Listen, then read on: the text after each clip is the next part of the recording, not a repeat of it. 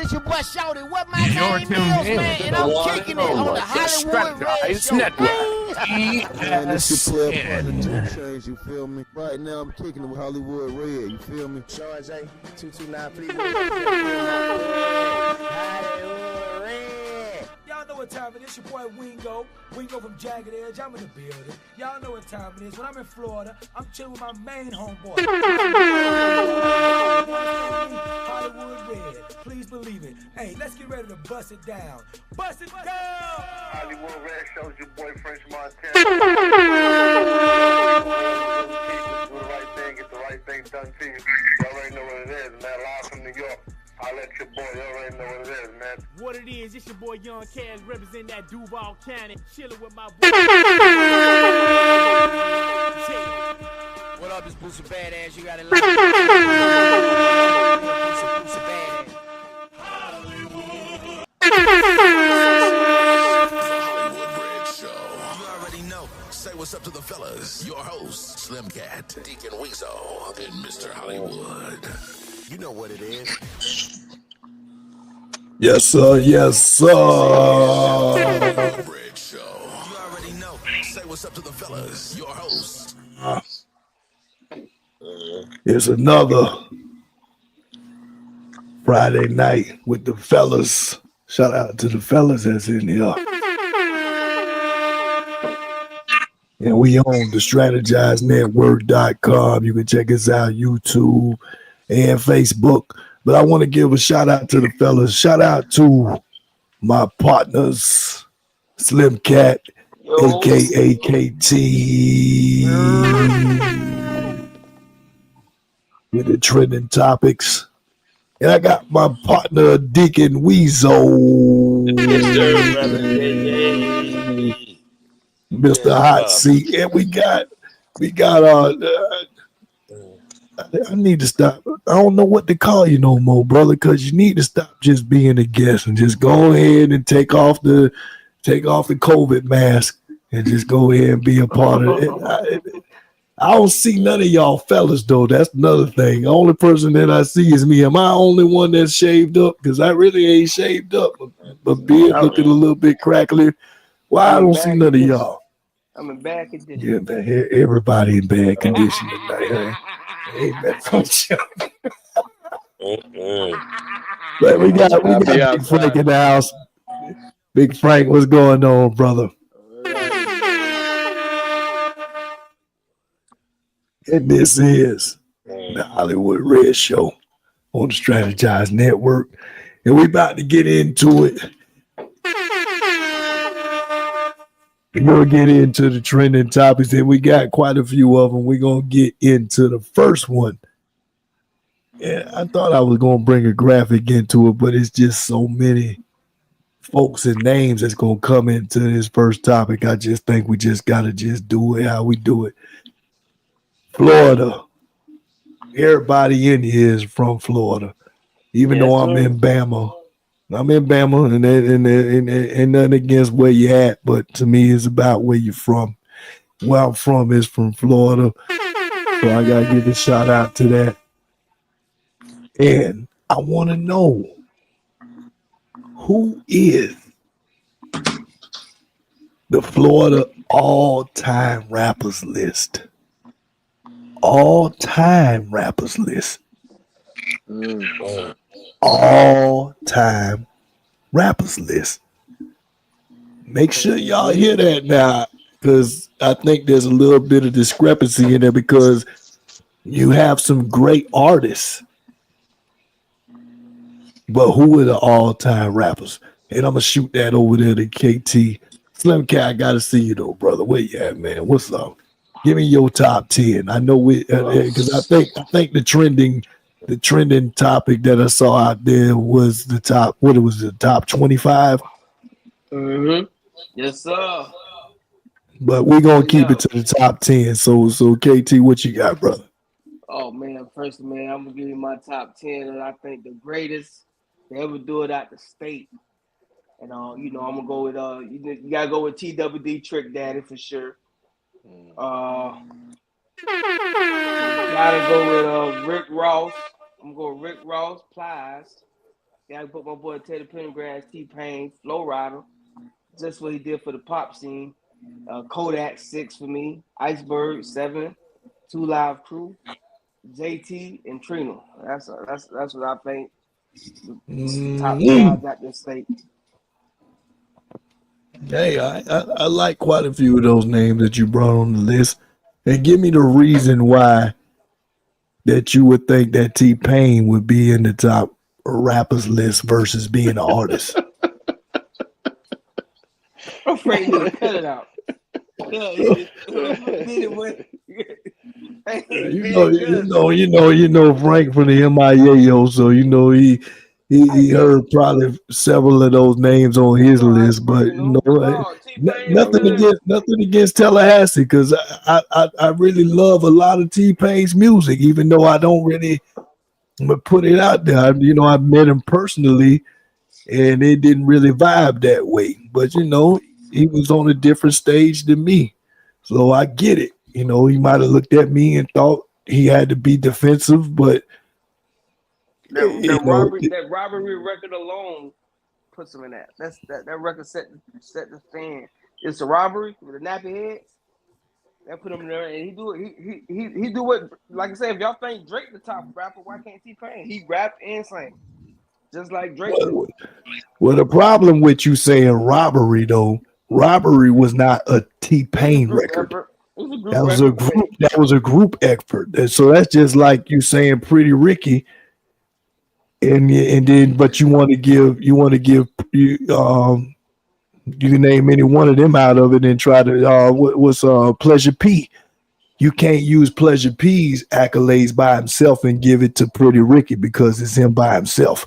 So I don't think that necessarily works that way. But he had the best verse on the song. Yeah. Anybody got anything to add to that? You got to don't forget yours now. No. I'm trying to go ahead and let yours ride out before I get into mine. Go ahead, Danny. I know you got something to say. Deacon, what you got, brother? You disagree with any of those names he put up? No, T-Pain, he pretty good.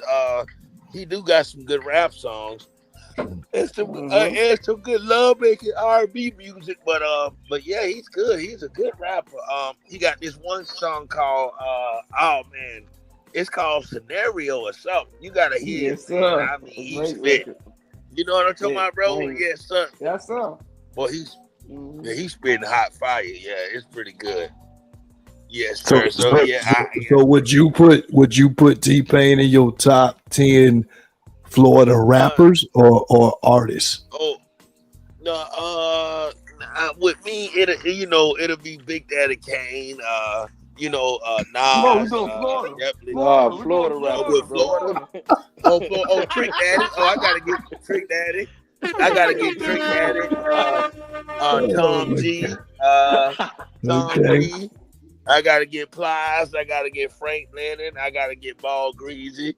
Ball Greasy got some good. Okay. Terrible. Yeah. Go ahead. Yeah, man. So yeah, Ball Greasy pretty good, man. Y'all, and yes, sir, and that's probably who I can think of. Yes, sir.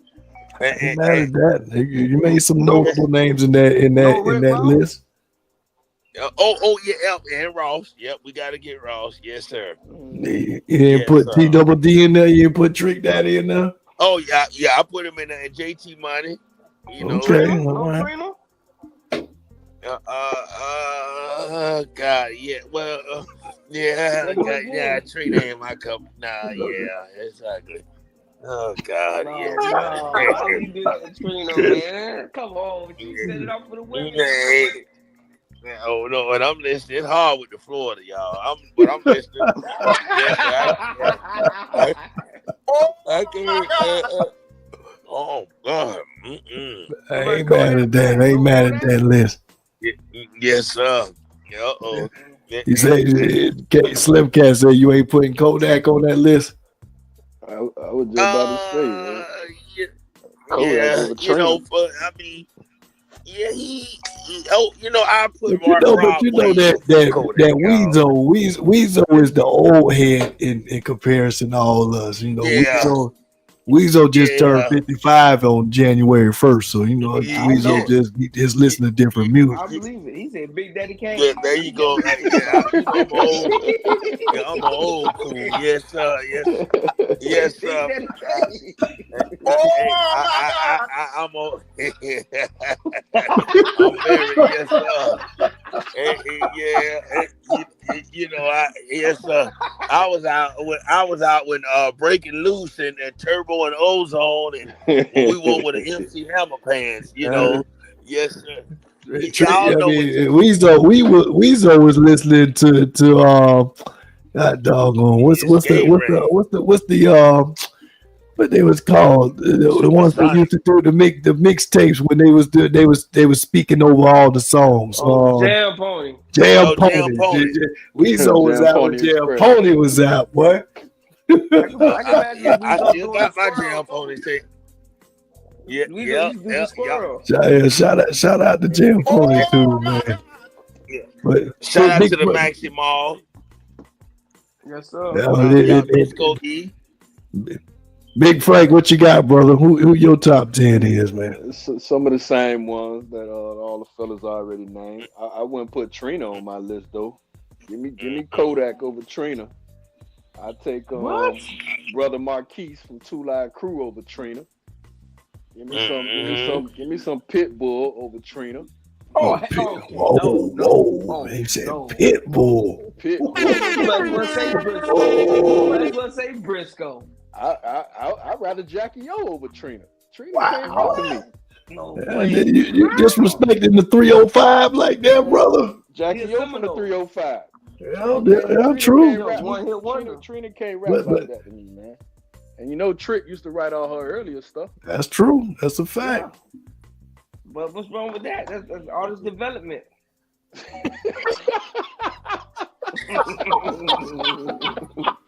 artist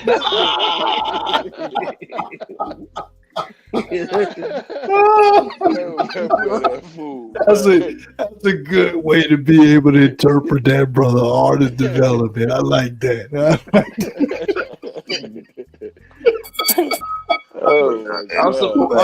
Who else you got? You said I think you said 4 of them. Who else you got on your list? So you say Pitbull. You say Jackie O. I said everything that KT already said. I'm not saying except people Trina. on my list except Trina. Okay. I named the people I would put over her.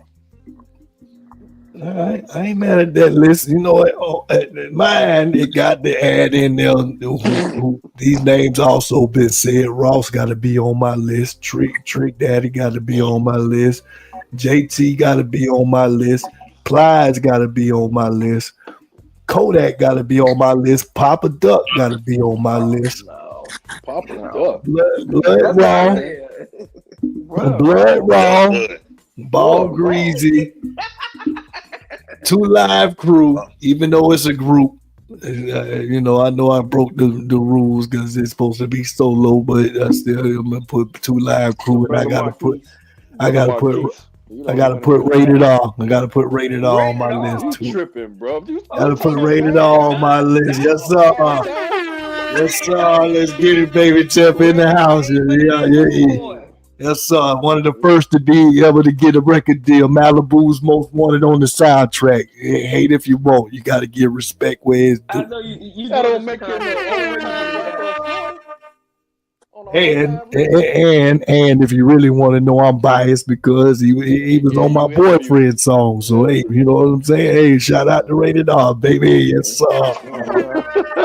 You don't feel that way. He's doing that because he looked out for me. Hey, you're right. That's all right. That's all right. But I mean,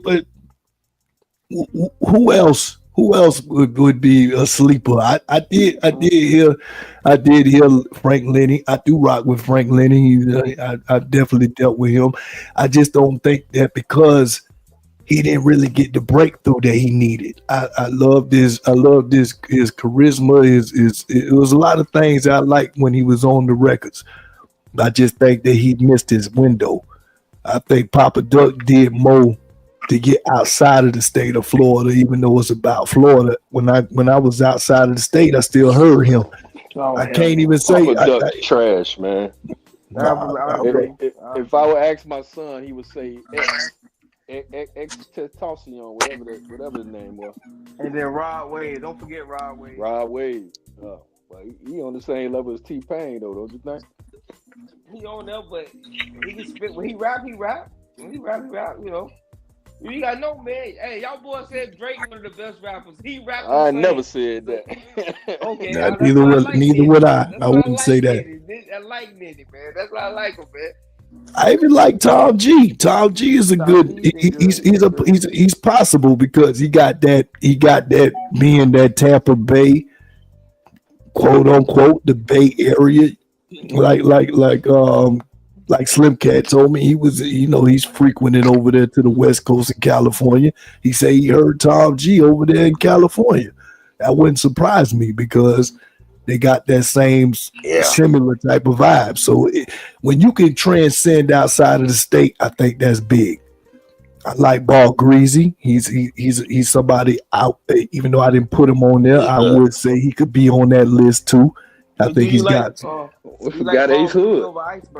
Ace Hood too. And I even like him personally because I was down there for the Beam Me Up video shoot with Ross. Shout out to Tate Dism. He was signed up under T-Pain at the time. That's how I met T-Pain.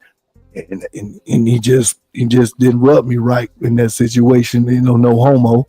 But he just didn't. I didn't really care for his personality and how the way he was presenting himself. So that lasted with me. I do think he's an all-time Florida artist. I don't think he's an all-time Florida rapper. Now I would tell you guys some hidden gems. You got your boy Mook Boy from Orlando. Mook Boy, I give you that. Good. You got Coley P from Broward. Coley P. This is for the newer cats. You got a new white boy named 1900 Rugrat. He's taking off. Florida's in a good space if they can stop killing each other. You got Young and Ace. I don't know. I didn't care for Julio, but young kids like him. So I ran into Young and Ace. What you say? What you say, Frank? YNW Melly. For sure, 100%. Yes, sir. He was going to transcend. He just messed. He made a crazy. Well, he guilty to prove it innocent, but whatever he accused for was wow. And he was headed to the top. It was unnecessary. Facts. Just cut him off. Young and Ace came out here to Bama one time. He was dealing with one of these Bama boys out there with my boy Ciroc out there in Clay County, and we were supposed to go out there for the video shoot. He actually made it, but I was in the truck, so he had to put me on the video chat. He made the city come out. He's not somebody that I rock to, but nonetheless, I ain't gonna knock nobody for what they doing. So yeah, shout out. What's that? I'm surprised. I'm surprised Nitty didn't bring up Kaya.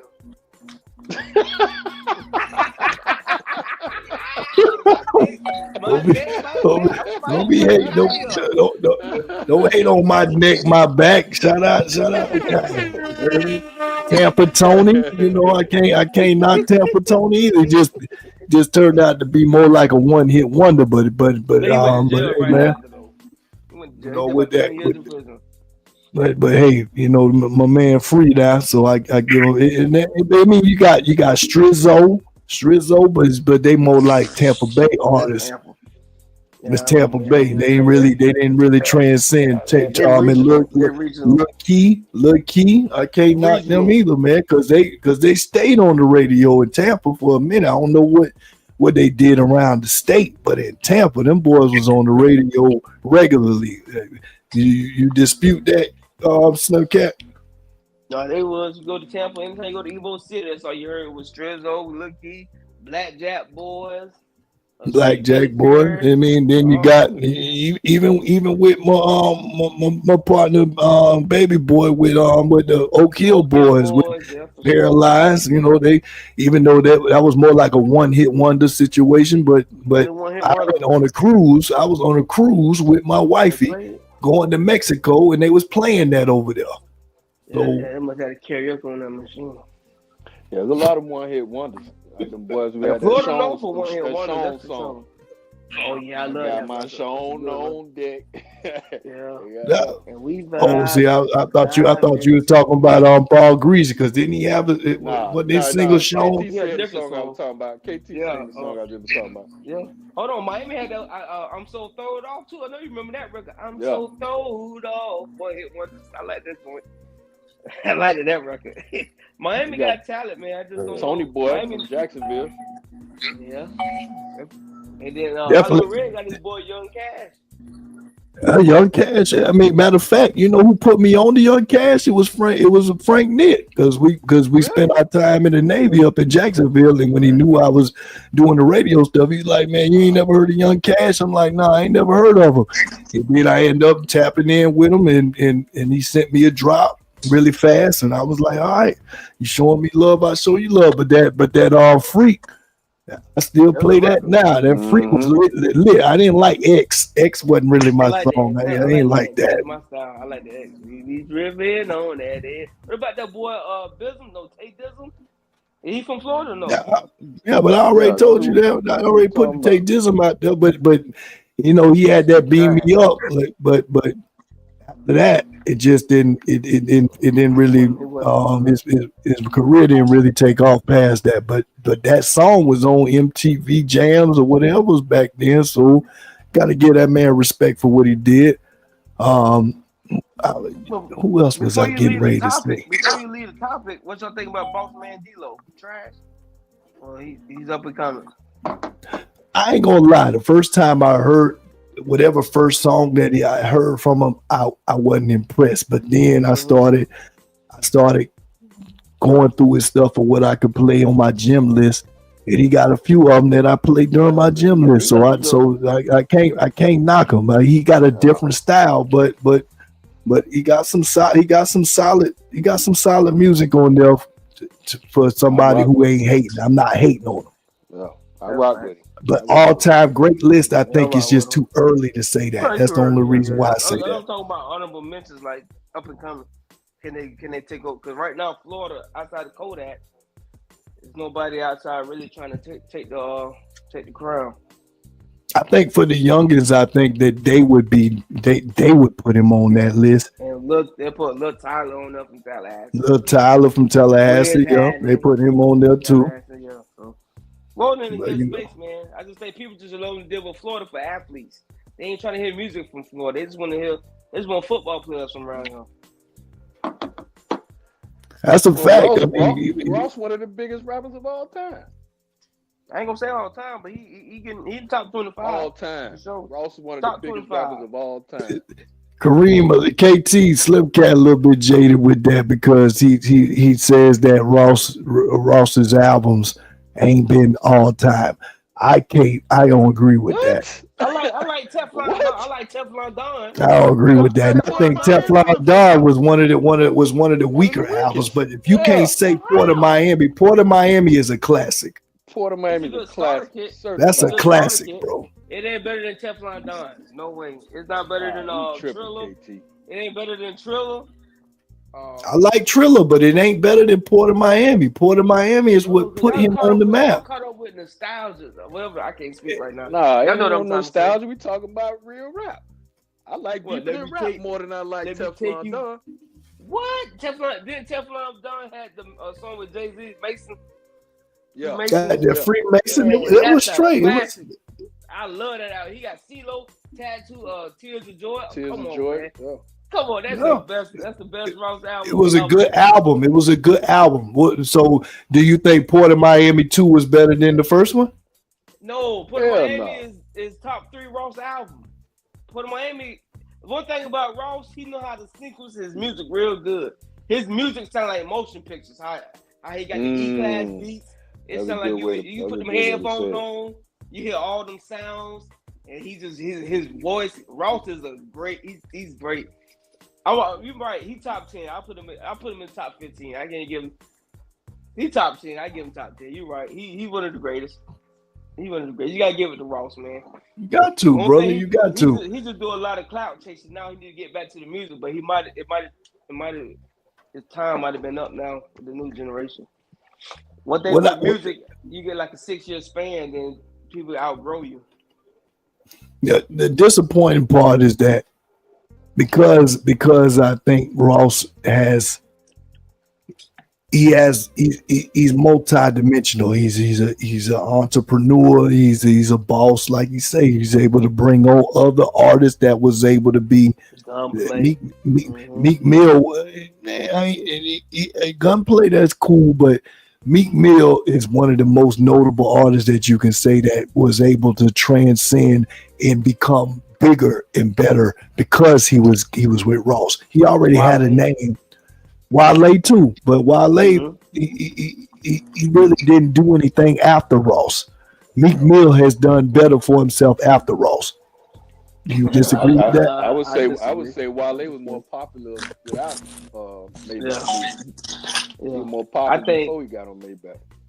You're right. Yeah. Right, exactly. That's why I wouldn't use him as an example. Meek Mills has made more money since Ross, even though with the Drake situation, he didn't, that took his street cred, but his pockets, from what I'm seeing, has been benefited from his Maybach music tenure versus prior. He was just more as a battle rapper. Ross one of the goats. I give Ross one of the goats, man. You got it because he did what he did. He represented the state, so you always got to hold it down for Ross, man. You know what I mean? But when it was time to like when him and Drake went at it recently, I was expecting him to really pull out something. He didn't do that. Now when he went against Jeezy, I think that when he did song falls from my memory, but as far as the name of the song, but what was it? War Ready. Yep. War Ready was hard, and Jeezy didn't have nothing to come back to that for me. But I'm already a Ross fan. I like Jeezy too, and Jeezy is in my playlist too. But War Ready, I was expecting that type of Ross to come out when Drake tried to diss him. He didn't do that. So, well, Matt, go ahead. I'm sorry. Yeah, that was where I was at, bro. What you got? Before we move on from this topic, who do you guys got better? I got Drake or Ross. Who's the better artist? I got to go with Ross. I'm finna say, bro. Trick developed out of the booty shaking music, and he turned it into thug music. I give him that. He was innovative. Y'all think Ross got a better album than Book of Thugs, AK-47? I'll ask Frank Nitt that. What you think, bro? That's a classic too. It is. That's from beginning to end. Yeah, it's a classic. But Trick he has a raw sound. Like if you want to hear the streets of Miami, you put in the Trick. You listen to Trick, that's right. Yeah. Ross if you want to listen to music, hip hop, and be taken, you know what I'm saying? Let your mind be taken to different scenarios. You got storytelling, you got, you know what I'm saying? Hype music, club music. All that be in Ross music. Trick is just, I ain't gonna say he's one dimensional, but Trick more famous for his streets, but the street sound. Ross ain't got a Joe in the Wind, boy. That Joe in the Wind, when that thing came out, boy, that was CeeLo went crazy on that verse, boy. God, dog. Facts. I love that.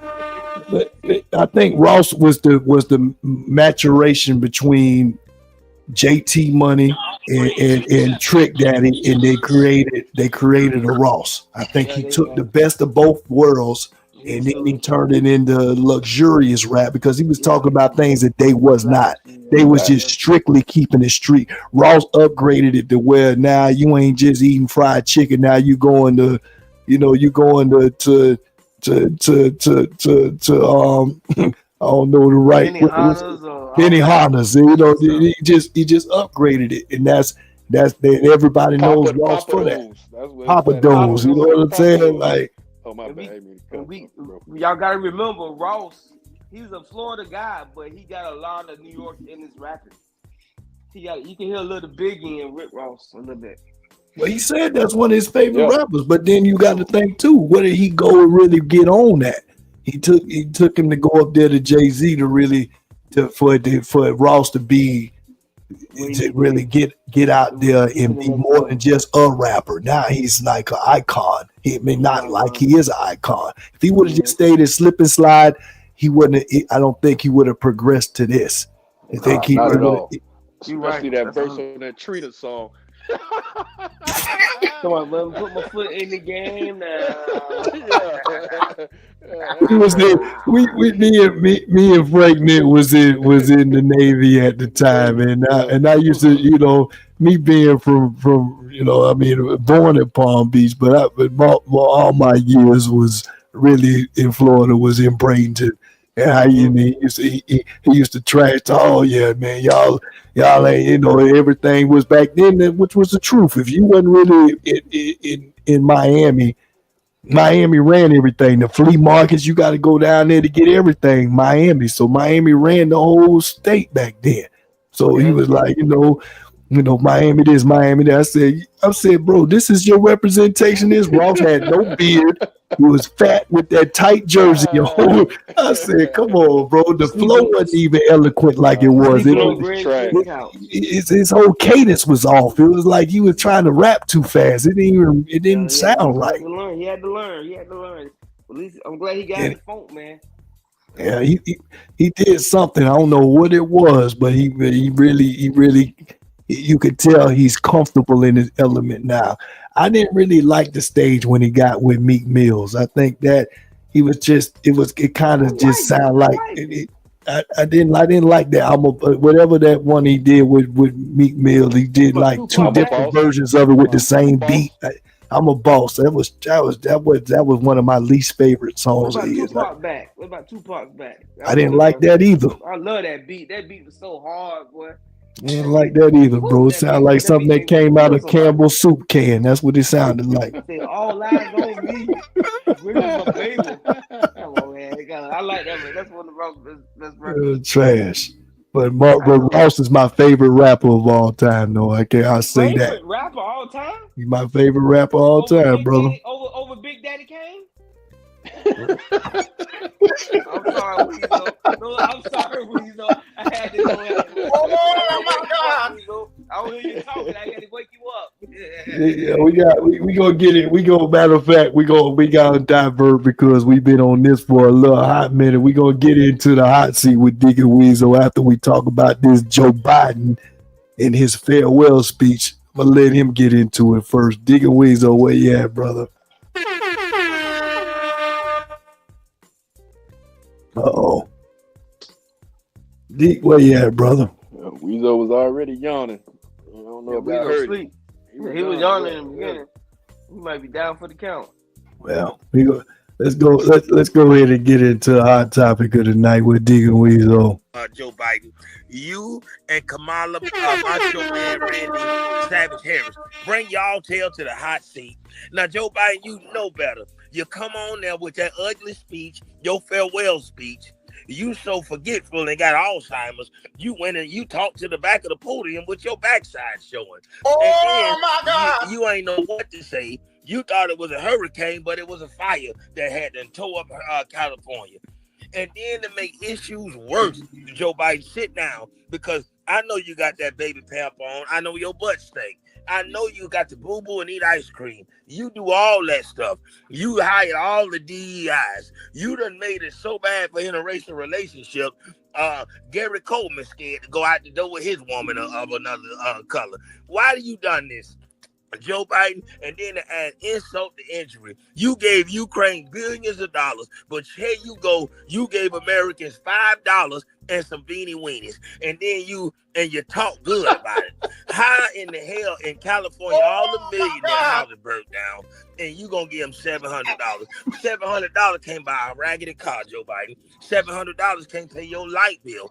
$700 can't do nothing. You can't go to the dope man with $700. Sex and chocolate can't drink E&J or go to the Gator Lounge with not with $700. Yes, sir. So why in the hell would you give Americans this? But if you was an illegal immigrant, Joe Biden, you'll roll the red carpet out. If you come from Ukraine with them French pants on with no booty hanging out. Oh, you'll have all the answers. You'll write a big check. Oh, you'll make a big speech about it. But you'll give an American citizen a doggone $700 check. So Joe Biden, just like Jimmy Carter the other president had a good funeral, I don't think nobody's showing up to your wake. Because, brother, you have been not only the worst president, you got George Bush Jr. beat. And that's Deacon Weasel with a hot seat for you, Joe Biden. So you Democrats, y'all, God bless you and go to hell. And Joe Biden, thank you. And I see you at the nursing home. I'll be having your food to serve. Amen. And I'm out. Yes, sir. Another hot seat production. Hollywood Red.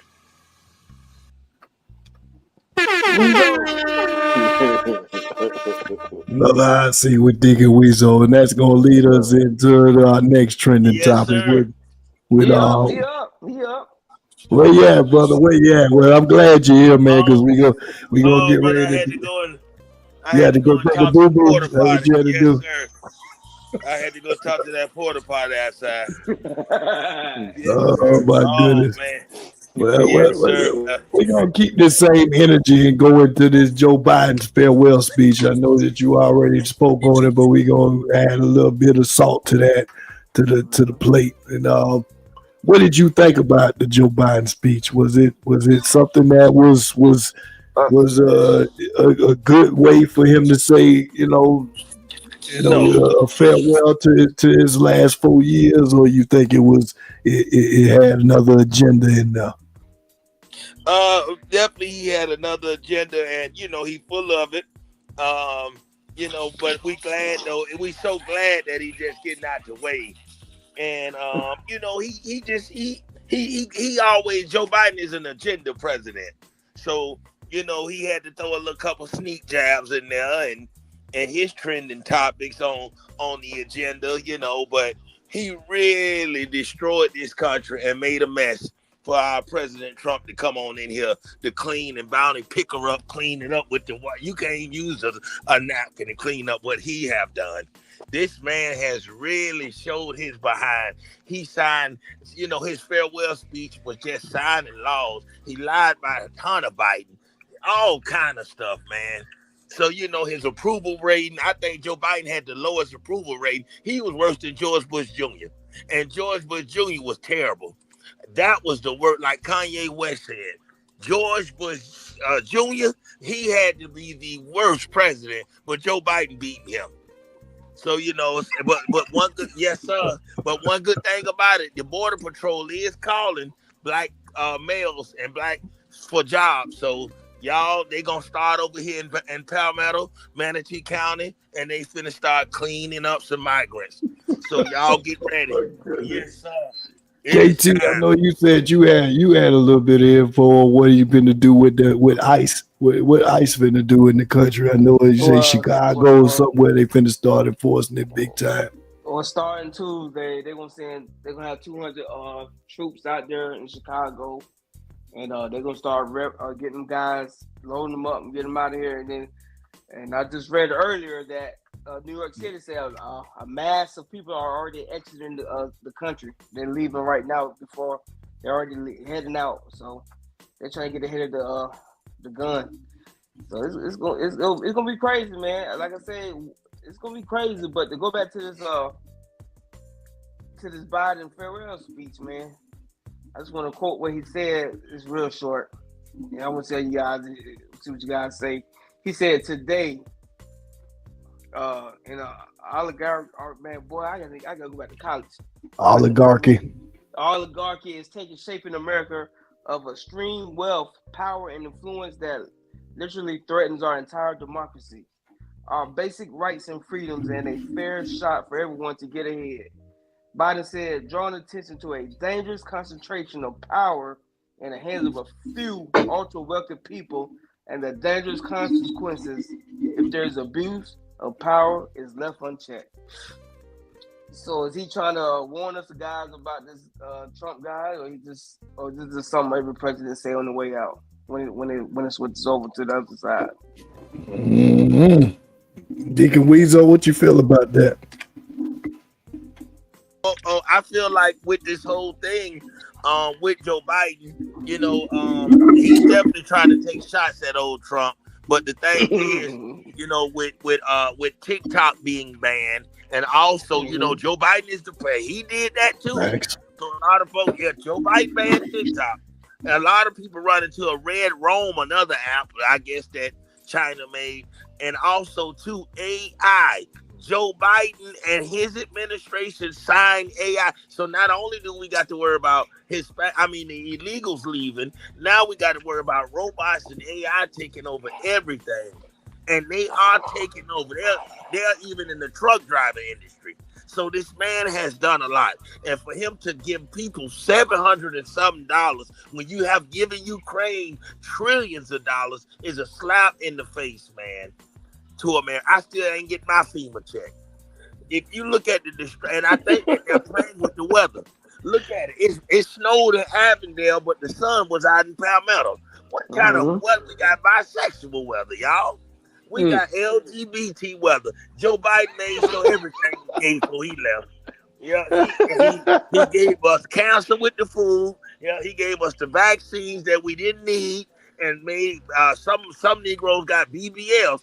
I ain't never seen. Oh my God! Yes, not your booty. You got an egg salad booty and a snake. You know, like everything has been. Y'all, I'm telling you. And can you imagine if Kamala Mala Uchi Bang Bang would have won? Oh my goodness, y'all. Yes, I'm telling you. So y'all, again, we have to. The Democrats need to we need to kill that party. That party don't even need to exist no more. We have to do something up. So let me ask you this, Weasel. Yes, sir. So what you want to see from Trump in the next 365 days? What you need to see from him to think he was being real about what he was talking about? I want Trump to make America great again. I want him to focus on us. It's gonna be hard too, sexy top fellas, because the damage that this president has done, Trump has a lot to clean up with these migrants. That's gonna cost us, brother. We still gonna suffer. We are gonna suffer. This inflation ain't going nowhere. They gonna blame Trump for it, but they gotta understand. In order for we always go off the last president, just like I was telling folks, you know, with this whole situation, I know after, you know, when Trump get in there, they're gonna be looking for Roland Martin, all of them gonna be looking for anything. But we have to see they're gonna get all these bougie Democrats. They're gonna be looking for, I told you Trump was gonna shut it down. You see, y'all, we don't need that. We need a president we need people that's gonna get behind our president and pray for us. And I'm gonna go even further. I believe Trump is the second coming of Jesus, y'all. And people can say, man, I'm gonna tell you why I said that. I'm gonna tell you why I said that, y'all. Let me go there. I'm finna go there. Go ahead. See, I'm gonna tell you the reason why the deacon said that is because a lot of us, like, we look at God, we look at Jesus, we wouldn't even know God if he was standing in front of us. So how can we knock this man when this man has been through hell? This man has been shot at. He's been shot, tried to be killed. He's been lied on. They have tried to shut him down. So what is a God figure to us? Because we read about a God, we read about a Jesus, but we have never seen a person go through so much. And I look at it this way. I'm just being honest. I'm gonna be real. Yes, sir. We wouldn't know God if he was standing right in front of us, y'all. But I never seen a person go through that much as what Trump has. Yep. I never seen that. The brown president. Nelson Mandela went through that. He got shot at it. He got put in prison for a hot minute, but he got restored and got put into the presidency. But I feel you on that, brother. I don't necessarily see it exactly the same now. He came from too much of a privileged background for me to be trying to compare him to Jesus. I can't really say that, but I do hope that Trump can make America greater than what it was in this last 4 years. Yeah, I'm hoping that. What do you guys need to see in the first year? Go ahead, I need to see entrepreneurs like myself be confident that they can be able to get back here and make their money without the government trying to take it all back. Because it ain't been that way for me in my capacity. So I'd like to see some tax leniencies.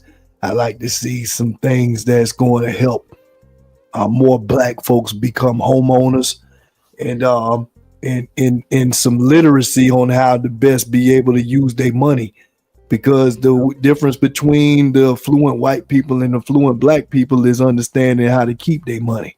We know how to get the money, we don't know how to keep it, and that's the problem to me. So I need to see some programs that and I'm sure there's programs out there, but I need to see more ways that it becomes common. It becomes a household topic, household name, something that we can be able to we can be able to chop it up between just the four of us, and we all have some wood to throw in the fire. I'm not even with my years of being an entrepreneur. I can't create no course to be able to teach somebody, because a lot of it was bootleg. It wasn't doing it the right way, and that shouldn't be that way.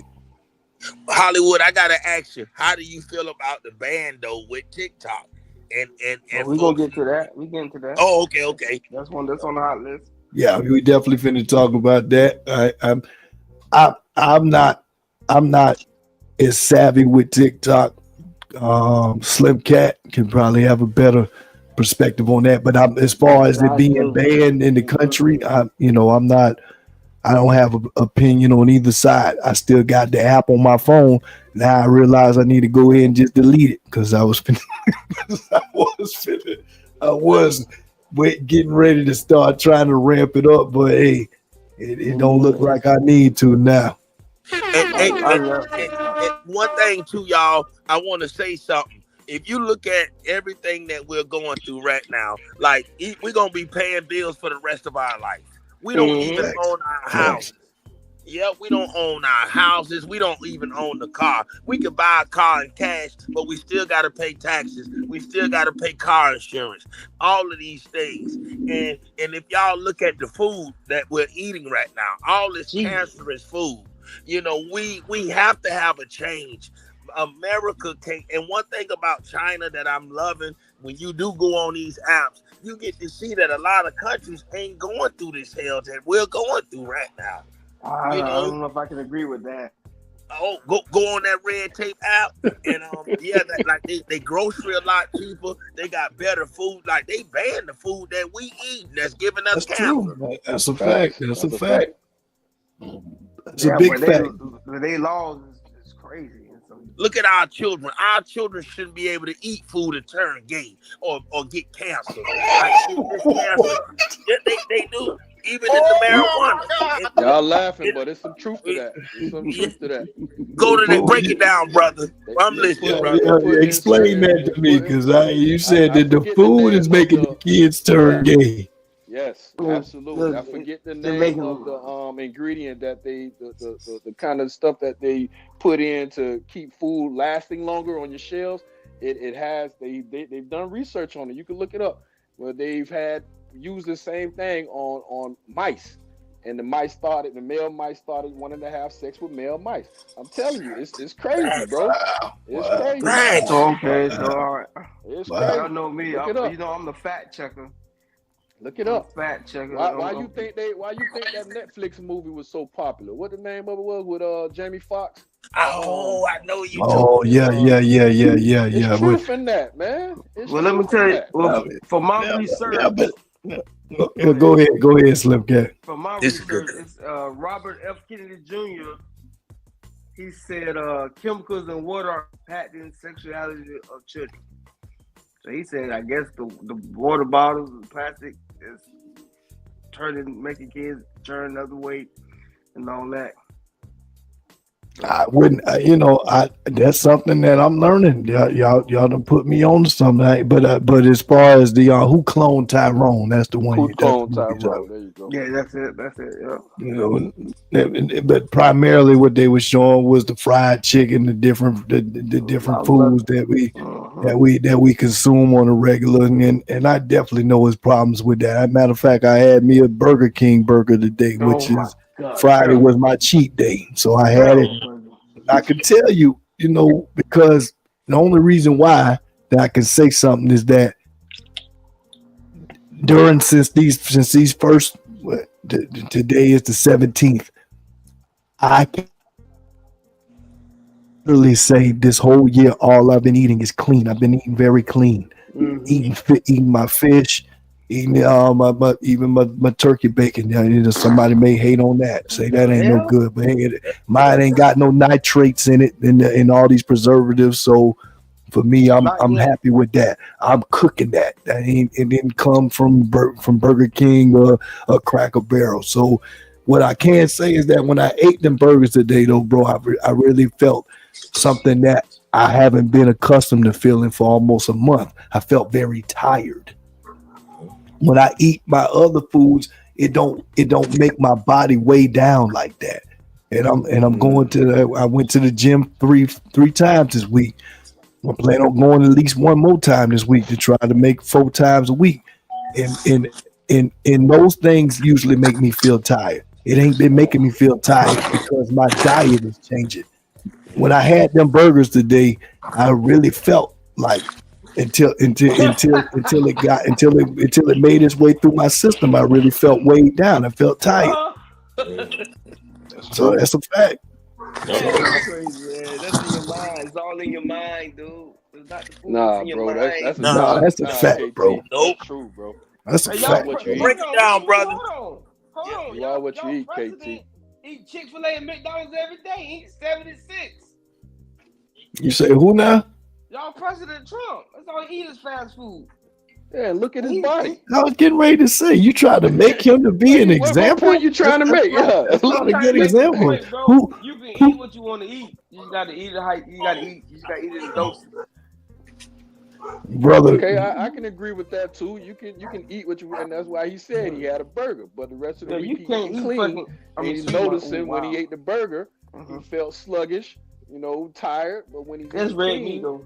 That's red meat. Yeah, exactly. That's what I'm saying. You are what you eat, man. For real. Yeah, red meat make you tired. No, but it wasn't even that. I had red meat. My mother-in-law made me meatloaf earlier in the week, and that's red meat. I didn't feel like that.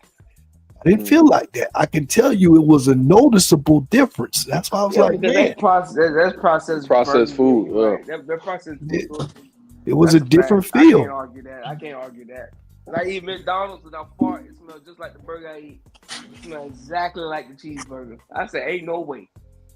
And I still that's probably too much information, but that's just the fact. I eat a chicken nugget, it smell like chicken nugget on the way out.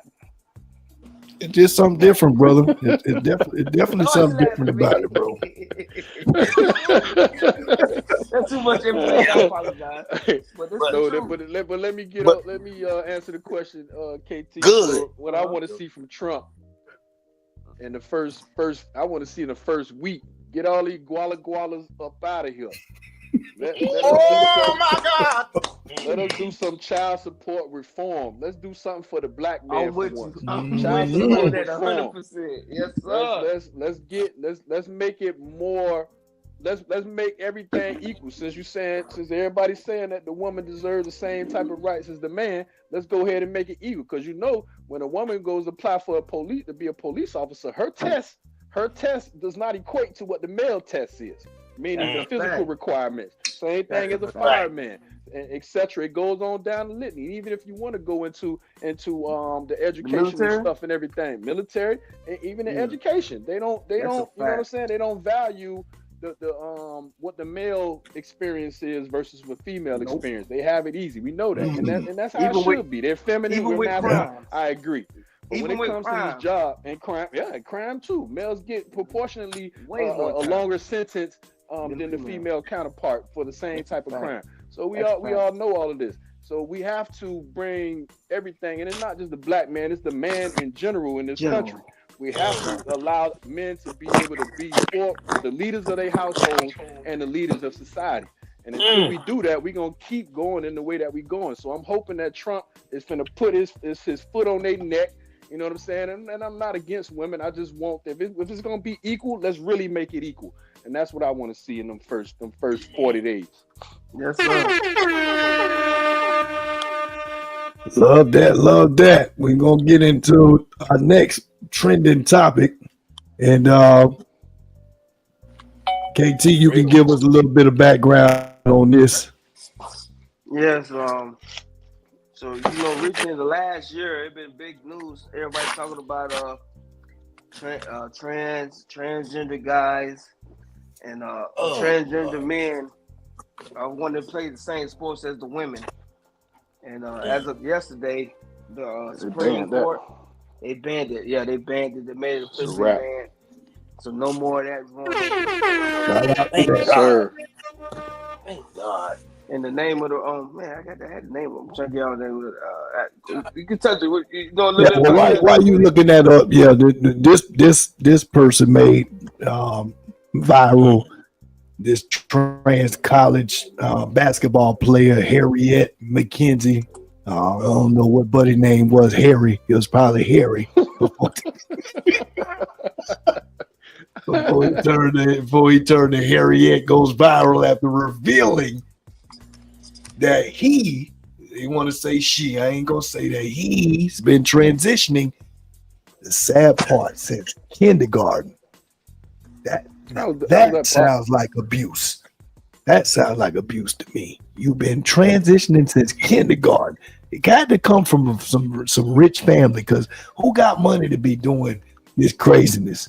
And then I feel sorry for the person that's in college with this dude, because he does look like a woman now. That's weird.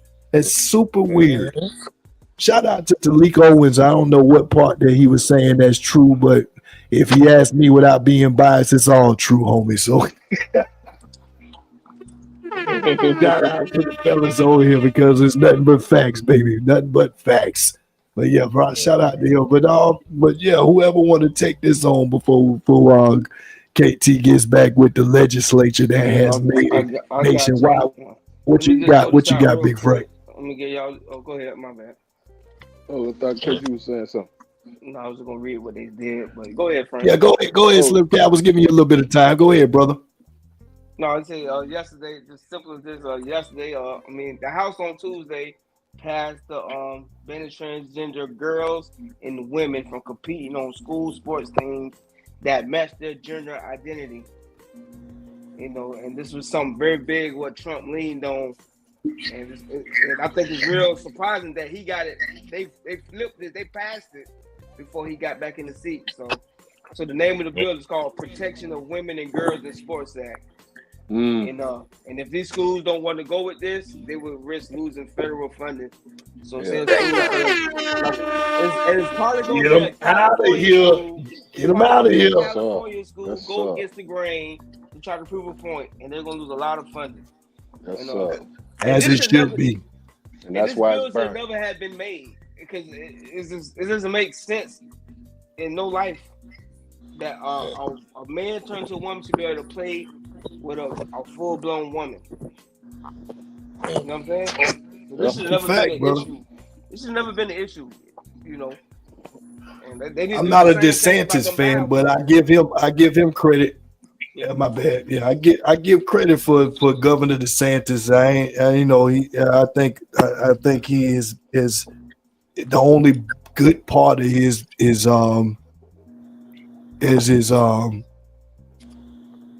position as governor for Florida was that he was one of the first and one of the only people I was seeing that openly was against this transgender and sports stuff.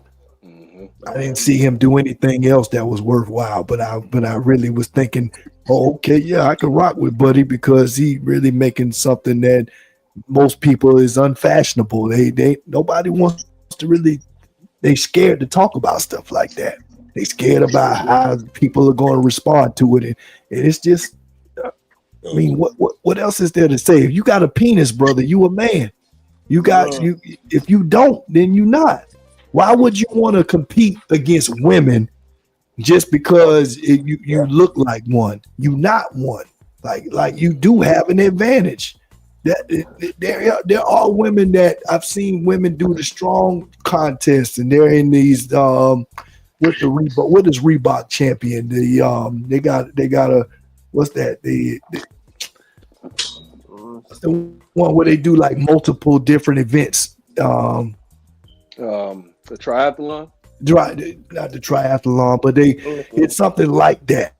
It's where they do like multiple events where you got to do pull-ups, like 100 pull-ups, then get down, go run, and then come back, do this and that. I can't think of what it is, man. It's a lot of gyms that cater to it now. CrossFit. There you go. CrossFit. Reebok is the one that really brands this CrossFit competitions. And I see some women out there that's doing stuff that I know that I can't do right now. I can feel like if I train for it, I could. But nonetheless, I give them credit that they're doing things that is not traditionally something that a woman does.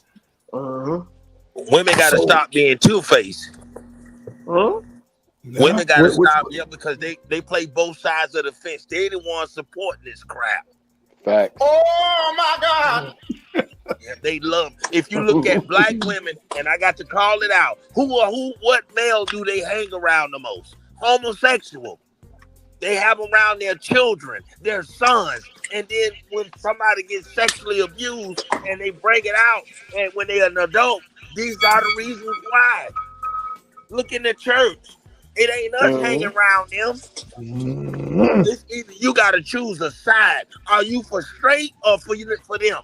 It's no more straddling the fence and being two-faced. You got to choose. Right is right and wrong is wrong.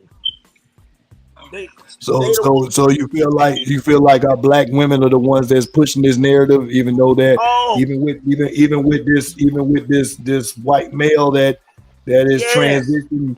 Do you not think that white America also pushes this narrative, or you just feel like that in the media is us that's being shown as doing that? They put the white America pushes it, but they do it in a racial way. They do it to get benefits and resources. Black women do it to just do it. If social media say do it, they gonna be right there. They gonna have them, and they gonna get their wigs done from them. They brothers that way. They love gay guys. They love them more than you and me. Us, y'all. They respect, They hate heterosexual men.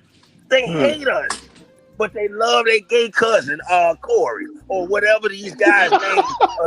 They love their gay cousin. I swear to y'all. Look at Atlanta, Georgia. Look at all these places. And then when your son grow up and he's been sexually abused, and then he's come out, he telling you that your hairdresser molested him, what you gonna do then? They have these guys around our children. Why you want to be around our children? You chose to be that way. You shouldn't want to be around kids. That's all it is a way to molest children. And I don't care who get mad, because that's a sick. That's wrong. How you gonna serve God and have them, but you instigate gay behavior? Look on their social medias. They the ones calling them big sis and girl. They let them call them the B word. But you and me say anything. What? They hate us. The only thing we can do is break money and bread and resources and be on child support. Can't disagree with you on that, brother. Cannot disagree with you on that. I hate to stigmatize our black women to say that, but it is more times than not the ones that's really with the camera on and showing them supporting this type of behavior. Unfortunately, I have to say I see more black women from different areas of the United States. It seems like we offer our care to that in ways it's not natural. It's like we encourage it, and that's wrong. Yes. And what Big Frank and what you think, bro? Like, man, look at these shows. Yeah. Love and Hip Hop, Saucy Santana. It ain't. That ain't racism. Who's supporting that? Facts. Or even Charles and Netta, like they're going nationwide with these little shows that I don't even want to say that they're doing shows that looks like it's getting packed out to watch two men, one that wants to portray himself as a woman and saying I'm cooking for my man. I mean, what is the entertainment value in that? That is just that's just weird on top of weird. That's just weird. I don't care what you say. But yet they packing out these little hole in the walls for people that think that's funny and entertaining. That's weird. But Cooking with Kaya, they hate her because she's fine and a real. Yep, they hate Cooking with Kaya. KT hated too. He don't like that. You crazy? Wow. You crazy? That's crazy. I thought you just told me earlier that you didn't like that. No, I love it. Oh, okay. I must have misunderstood then, brother. I thought you were saying that. People be hating on her for getting her money. Okay, then I got you. Man, I might leave my but they watching two homosexuals cook. Like what kind of woman we got, y'all? They love the wrong type of man. Whether he in prison, in jail, you love thugs and you love that kind of behavior. But you hate working men. And the liberal Democrats have put this in their mind to hate regular things. And they don't even see that they're being used. And the children are the ones suffering because you're the only race of women who don't need no heterosexual man in your mind. Everybody else want and need a man, but y'all don't. But you keep that around your children. Yeah, I don't agree with that, y'all. How you gonna serve God and serve the devil? Yeah, because right now, ain't lie. Yes, not one lie. This is why we don't go to church no more. The church full of homosexuals and sexual predators molesting your son, and you can't even have your son sing in the choir no more. No. Yeah. Look at these gay pastors. Look at Kirk Franklin. Yeah, there's so many booties. Yes, sir. And you can smell their breath and know this is why we can't let them pray on them. They got LGBT breath. Yes. LGBT breath. You can smell their breath and know that. Yes, so you're like, oh boy, I died. Boy, I took a bath. I smelled like that for you. Oh my goodness. Yes. But let's get into this TikTok ban, man. Weasel, why you talking, man? What do you feel about this? I know we already unpacked it, but this is now we're officially talking about the TikTok ban. Do you think that is good for America, or do you think it's going above and beyond? It's going above. It's so many other things that they can ban. Ban our children from getting shot in the school. Ban all kind of racism. Help us get reparations. It's so much other stuff that they can worry about. I feel like if you get money off that social media, get money. But if you, in 2025, if you just sitting on it, being nosy in everybody's business, those the ones should be banned. And another thing, that Mark Zuckerberg, whatever that dude name is, a lot of the Facebooks, he jealous. I believe he had something to do with it. Because if you look on Facebook and a lot of these places, you can't even say nothing. What's his name? Yes, sir. Yeah. Zuckerberg. So look at him. He like on Facebook. You go to Facebook jail. You say, "Hey, happy Black Pride, power." You go into Facebook jail. You can't say nothing on there. So he's mad and jealous, because everybody getting off them old sites he made and getting on something else. And it's all about greed and making money. Yes, sir. And I disagree with that. KT, what you got, brother? What you think about it? Yeah, man, I think the ban is terrible, man. Like I say, a lot, especially for me, because I love TikTok. I just see so many women after women after women. Each time I scroll, I think, God, how many find women on this site? I love it. And then you get the little quick education about history, and I think it's useful. And not only that, a lot of people they do business through that app. They sell things and do items like that. So I think this is another classic case of the USA. Do you think it's going to be permanent? I don't think so. I think Trump will reinstate it when he get back in, man. Because you gotta understand, TikTok helped Trump get in office too, with the little quick segments. A lot of people. That's true. That's true. You know, believe it or not, it helped. You know what I'm saying? So it's gonna come back, man. A lot of people are living off these off of TikTok with the lives, getting the gifts, and then a lot of people sell clothes and merchandise through that app too. So I don't think it's gonna be going long, man. It's another classic case of the USA. Since you getting all this money, you gonna give it to me, or we gonna eliminate you. Just like they used to do that for like back in the day when Tropicana extended. That's a good point. When Tropicana extended in Bradenton, they tried to buy them people's houses. If them people didn't want to sell, they took it from them. So that's what the USA is trying to do. Hey, we see y'all getting that money. Sell it to us, or y'all ain't gonna be in this country. And, you know, and that's some bull crap going on, man. But cause they try to claim that they spying on us for TikTok. They don't need TikTok to spy through us. They sent a balloon halfway across the country before they shut it down when they got by the Carolinas. So they really worried about security. They would have shut that thing down as soon as it came across the land, man. So all that other stuff is they jealous. They want the money because Facebook losing money, Instagram losing money, all these other things losing money because of TikTok. Damn, that's facts, bro. Can't disagree with you on that, brother. I think that it definitely supports my idea of the Democrats limiting how entrepreneurs can make their money, and without them feeling like they got to interfere with it. And so I didn't even think of it that way. You made a good point on that, brother. Frank, what you think, brother? Both of them boys said it all. I mean, I think personally, and I'm going to take it to another level, I think social media in general is killing society, and you know, it's really. That's true.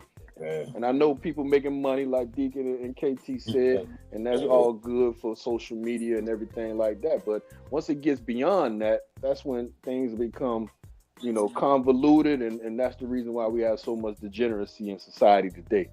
People can't control their hormones. Because you can, you know, we can go for Instagram. Instagram is turned into a dating site. If you want to take it that way, Facebook too. Yeah, as soon as you see something that you like, you know what I'm saying? Oh yeah, you slide in the DMs. Well, I mean, Yo Gotti made a top hit off of something like that. You know what I'm saying? So it's like, I really don't care if they ban TikTok. I just put it that way. Ban it. I really don't care. But you have to put that same energy into all these other apps too. If you're saying that TikTok is causing whatever type of data breach, security breach, because that's the platform that they're standing on. They're saying that TikTok, China is able to tap into the analytics on your phone and get all type of information about America based upon you being connected to their servers. So that's why they're saying they didn't want to ban. That's the premise that they're standing on. But I don't believe that China is doing that, but who knows? I mean, you know, at the same time, that's security breach. We say we love America. You have to say you love America when America is trying to do right for America. But prove it. Yeah, go ahead. But guess who else was doing that? Facebook was doing that, the data breach. And Google did it too. Facebook is in America though, so you already know they ain't finna. Yeah, but data breach is a data breach to me. I call it all the same. Data I agree with you. Get my information. China that information. Go ahead. Go ahead, KT. No, I'm saying China only get information from the top dogs, like the people who matter. They don't care about me and your information. They care about the Joe Biden nephew or something information. They don't care about what we got. No. What I'm saying is, if you on TikTok, let's say you work for the government. If you on TikTok on the Wi-Fi that you inside that government office, that's a data breach, because now they have a fail point to where they can get inside the Wi-Fi and get inside the servers and get any type of information that they want. Yeah, so they should ban TikTok on government devices. in the government government Wi-Fi. places. Yeah, absolutely. Yeah, that's how you should do it. You should have heard me because I love TikTok. As we already. Hey, come Sunday, I don't know what I'm gonna do. Look what. Also, too, fellas, y'all see with the porn sites now they Florida you gotta have your ID now to watch porn on you. I respect it. I respect that. Oh my God! But what about us single men? Yeah, porn is killing the teenagers. It's killing the youth. Now who's now? So you say what? You say what you got to do now, Weasel? You say you got to show your ID to watch porn, huh? Yeah, you got to show your ID and give your. I ain't supporting that, but it's relevant to hear what you're saying. So you say, I don't agree. Yeah, because it's a lot of single men, and I'm gonna say this. Okay, this is another problem. We people. Everybody's looking for society to raise their children. If your child, that's like our children watching porn on their phone. That's something that we as parents should handle. I can't go and blame, just like people blame the assault rifles or the AKs saying that they killed my child or they shot up this. Yeah. When are we gonna be parents and start holding ourselves accountable for our own problem instead of blaming everybody? But you also gotta remember, bro. We were teenagers. We used to find them tapes. There you go. That's a fact. As teenagers, we was getting them tapes, and we had internet. So if you're going to see it, you're gonna find it. There ain't no way around it.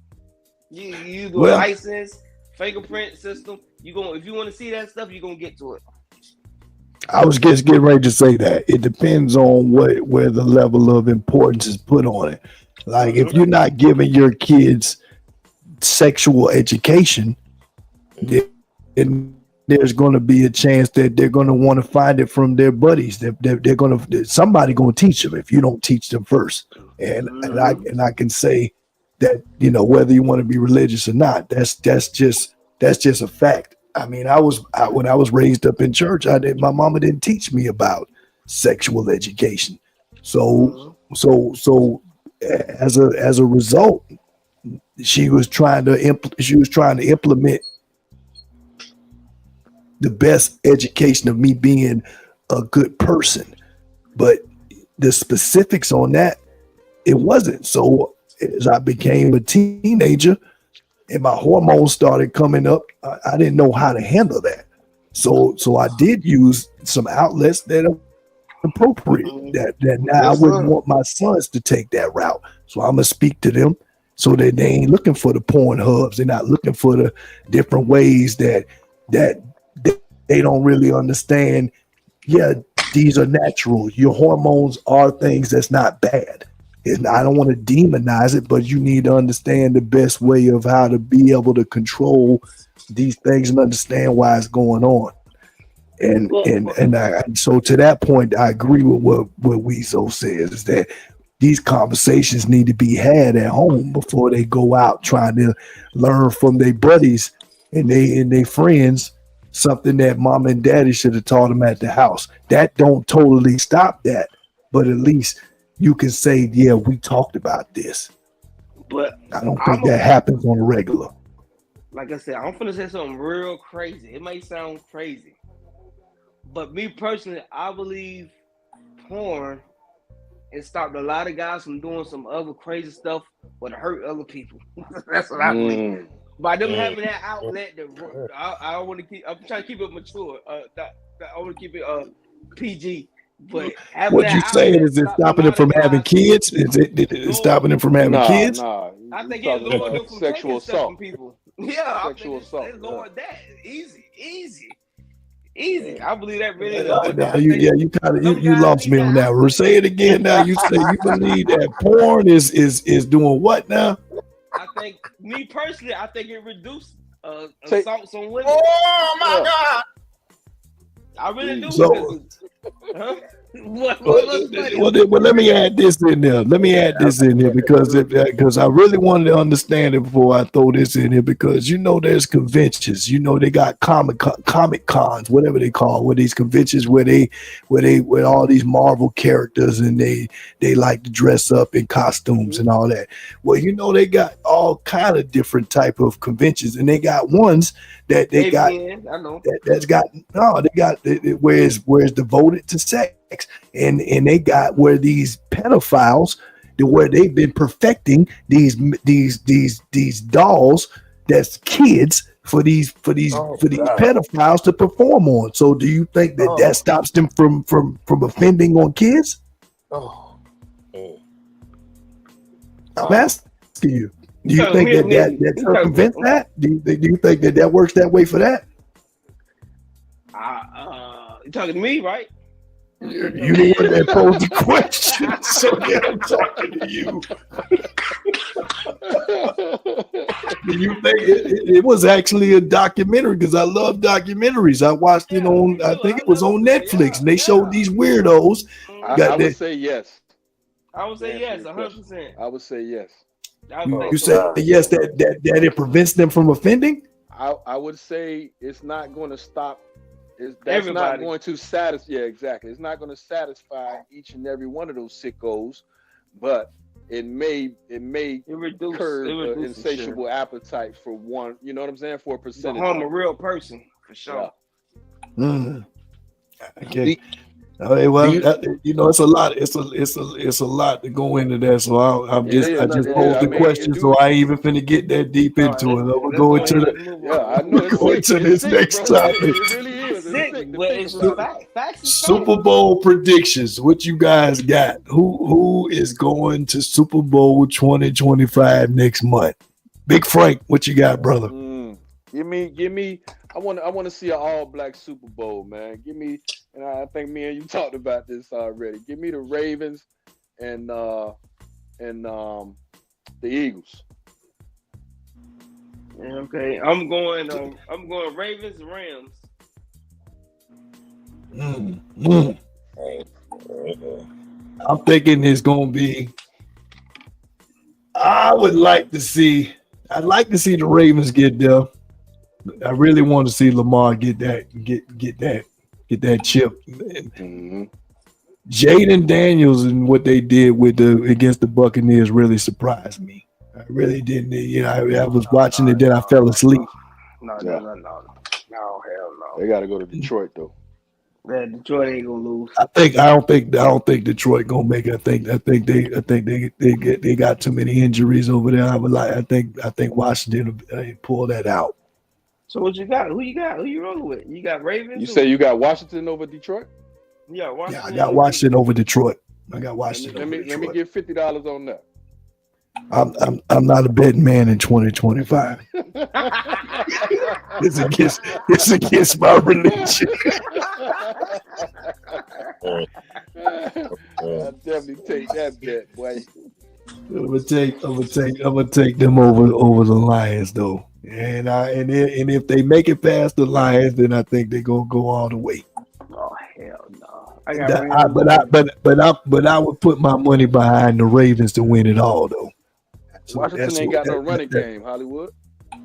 What you say, bro? Washington ain't got no running game. At all. Yeah, you're right. But at the end of the day, if they play against the Eagles, then I think the Eagles will win. But again, I don't believe in the Lions. So yeah, let me take that back. I was still stuck on Washington versus the Lions. I think Washington beat the Lions, and I think the Eagles will end up beating Washington if they get there. So it's gonna be the Eagles versus the Ravens. That's how I see it. I like the Ravens to win it all, no matter who they play against. Rams, Ravens. I got Rams in one. Upset of the week.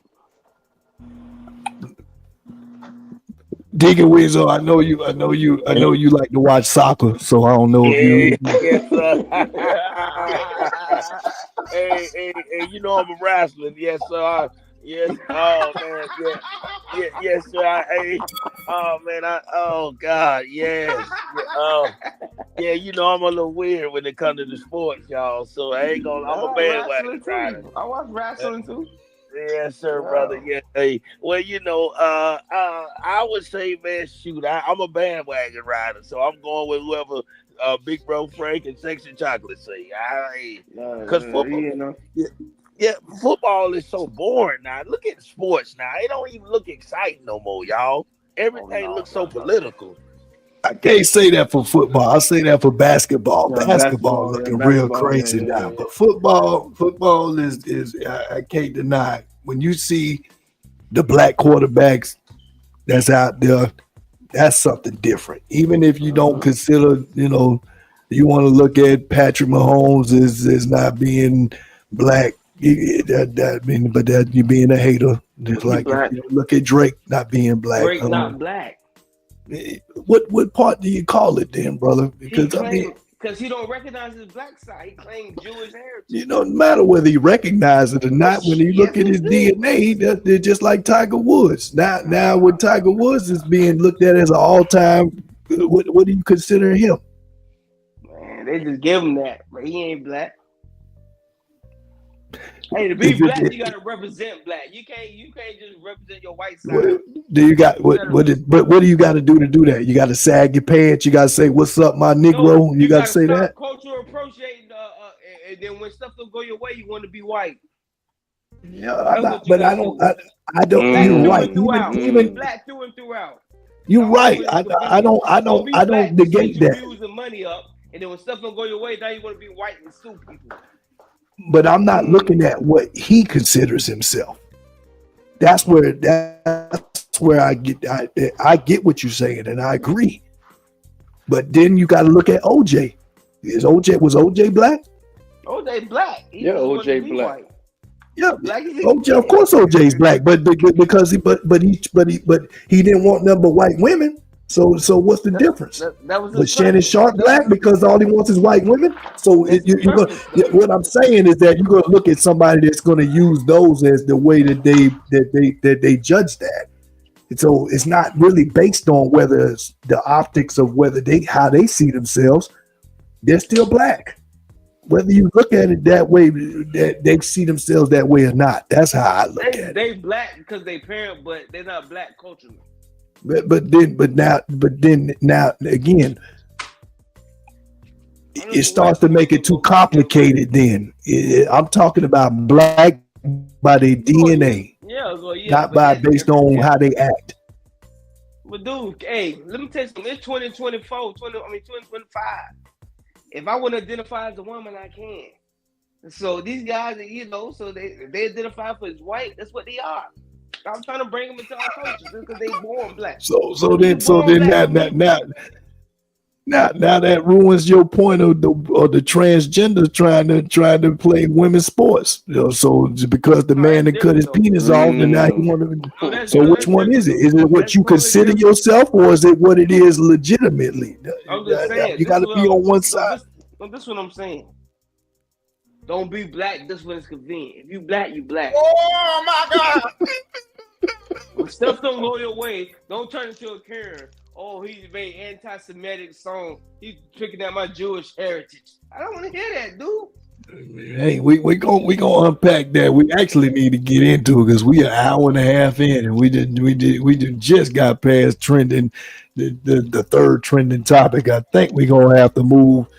Yeah, we're gonna have to go ahead and move into this last trending topic, and I think Nick and Weezo can probably take it on here because it is speaking in your lane with the comedians. What do you think about Cat Williams saying that Jamie Foxx, even though that we've heard it before, but I think it's worth saying because I really took a look at it this time and said, he actually got a point here. Jamie Foxx, I never noticed him having freckles before. And I don't believe in this cloning stuff, but it is weird that he got freckles on his face. And Cat Williams is saying that he was cloned because he made a point of it.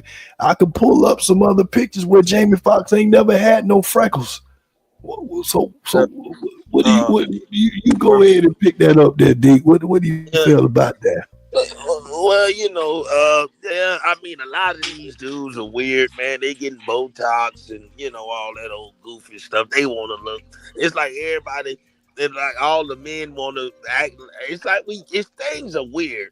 Like you said, they're getting freckles to look like a white woman or just, I don't know, like Jason Chapman or Funky Brewster. Like everybody weird. And my thing is, whether he got freckles or not, or a BBL, or he coming out the closet, it's so much happening that's way more important.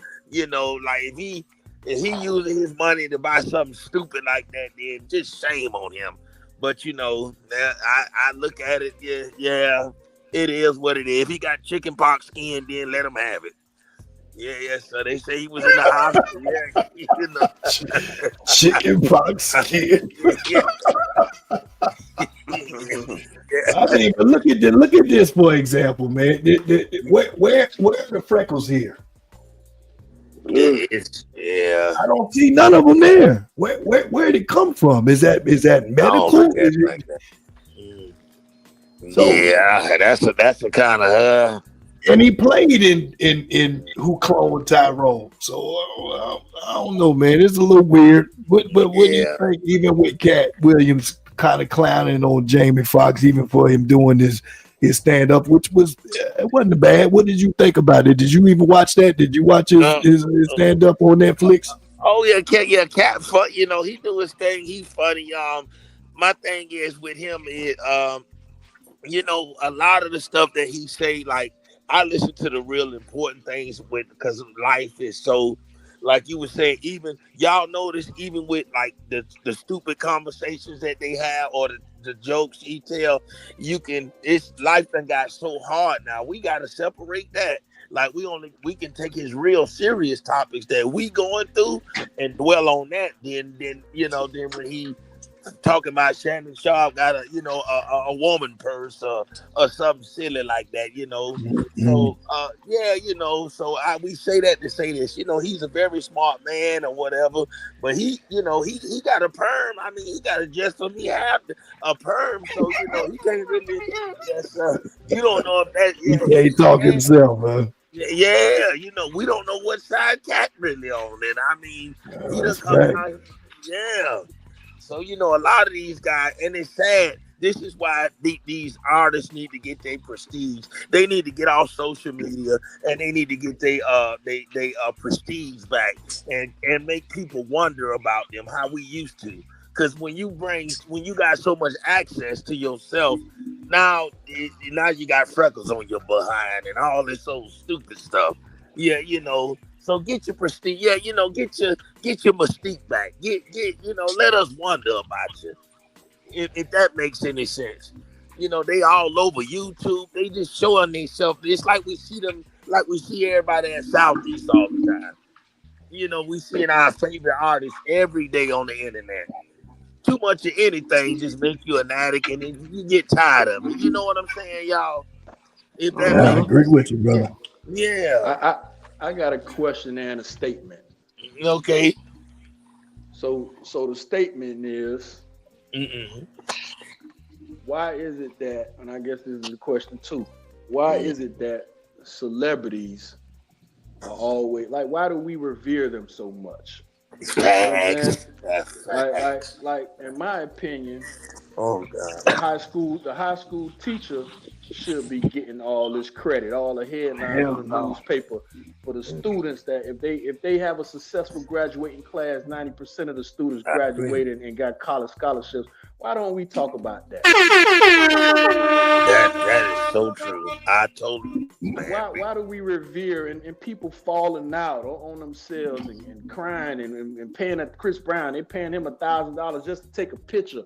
That's why society's so messed up, man. That's why we never gonna get back to the point where we can have wholesome households because of this crap. It's like everybody want to be I'm in the in crowd because I'm with this celebrity. This celebrity just walked in, so now everybody got to shut down. You got to close your phone. Drake even had it in his rap. I should go back to my high school and go to prom, so all you niggas have to sign NDAs. Like, come on, man. Like, who cares? Like, I really don't care. Like, I used to be into all that celebrity stuff, following rappers, following this, etc. But once you get a certain point in life, you realize none of that matters. Oh my God! He just said it. If you're not raised in a 2-parent household, I believe that if you wasn't aspiring to be like, what was back in the days where we wanted to be like our daddies? I want to be like Pop. When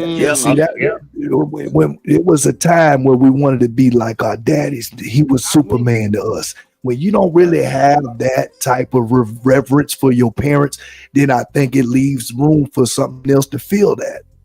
I want to be like Pop. And we're being conditioned to be that way, though. That we're the only race. Oh my God! The black race. If you look at our race, no other race act like us. We the only ones letting women lead us. We the only ones letting celebrities. But the Democrats spend all their money on celebrities. For us to vote for them. Your president got voted because of celebrities. Whoever celebrity. That's false. That's cap. That's cap. He catered to it. He did cater to it. He did cater to it, but that was not the overwhelming factor. He went on Joe Rogan to do an interview. He didn't cater to Joe Rogan. He didn't have Joe Rogan speaking at his. I mean, he had Hulk Hogan. He had some big names that came up in his campaign. He had Hulk Hogan on his campaign, but he had Kanye's girlfriend. What her name? Ex-girlfriend. What her name is? The little white girl. Amber Rose. Yeah. Oh. Yeah. That's the way to get. But nobody, that didn't lead us to the polls to vote for him. No, it didn't maybe lead you, but everybody else, you don't know. Nah, ain't no black woman or a black man looked at Amber Rose and said, "Yeah, now I'm gonna vote for Trump." Oh my God, man, you tripping, man? Oh my goodness. Let's keep it real, man. Y'all, hey. This girl had a Cardi B. This lady had Cardi B up there. Beyonce. You got Megan Thee Stallion twerking, brother. I don't care what you say. That is not appropriate for any political stage. That was pathetic. And then Mr. Grab him by the twat is? Oh my God. What happened last year when they, you know what, you know another funny thing? What happened to the Democratic people who was running for governor last year? Who was the one that was running for governor in Georgia? What's her name? She lost. She tried to run again and lost. The black lady. Yeah. That's what she was trying to do. P. Diddy, all these folks tried to run behind it, just like Buddy who came out of Florida. What's his name? The gay dude that was running. Nah, you talking about Andrew Gillum. Andrew Gillum. They did the same thing. We because they was using the same recipe. Oh yeah, the blacks. The only way they're gonna really vote for us, we start pulling the celebrities out, and then they end up losing. Yep. We get celebrities. And they were Democrats. They was using the Democratic campaigns to do that. What y'all think Trump is? Trump is a celebrity. He's not a politician. Okay. Y'all voted for him because he was a celebrity. Oh my God. No. We voted for Trump. I voted for Trump because he's an American and he wants to put the country first. That's why he's an immigrant. His daddy was an immigrant. We all immigrants. We all immigrants. Facts. And his business acumen is showing me something different than these other folks that they none of them is showing me that they can be able to make a stretch. That's the difference. I don't care about if this man can avoid paying taxes and then brag about it, then I want to talk to you. Because I want to learn how to do the same thing. I don't care about no celebrities. I want to know how to save my money. Forget all that other foolishness. I don't know what you're talking about. If Biden was speaking, you don't believe Trump was talking, y'all still won't vote for Biden. Cut it out. That's honest, man. Untrue. Why not? Why would I not? He did not. He didn't do that. Trump won won because he's a celebrity, man. We He got to didn't win clean because up he's Joe the right Biden's president. mess. Oh my God! He had to clean up his mess. He screwed up COVID. Man, let's get into the last trending topic for the night. Jimmy Butler, the Miami Heat.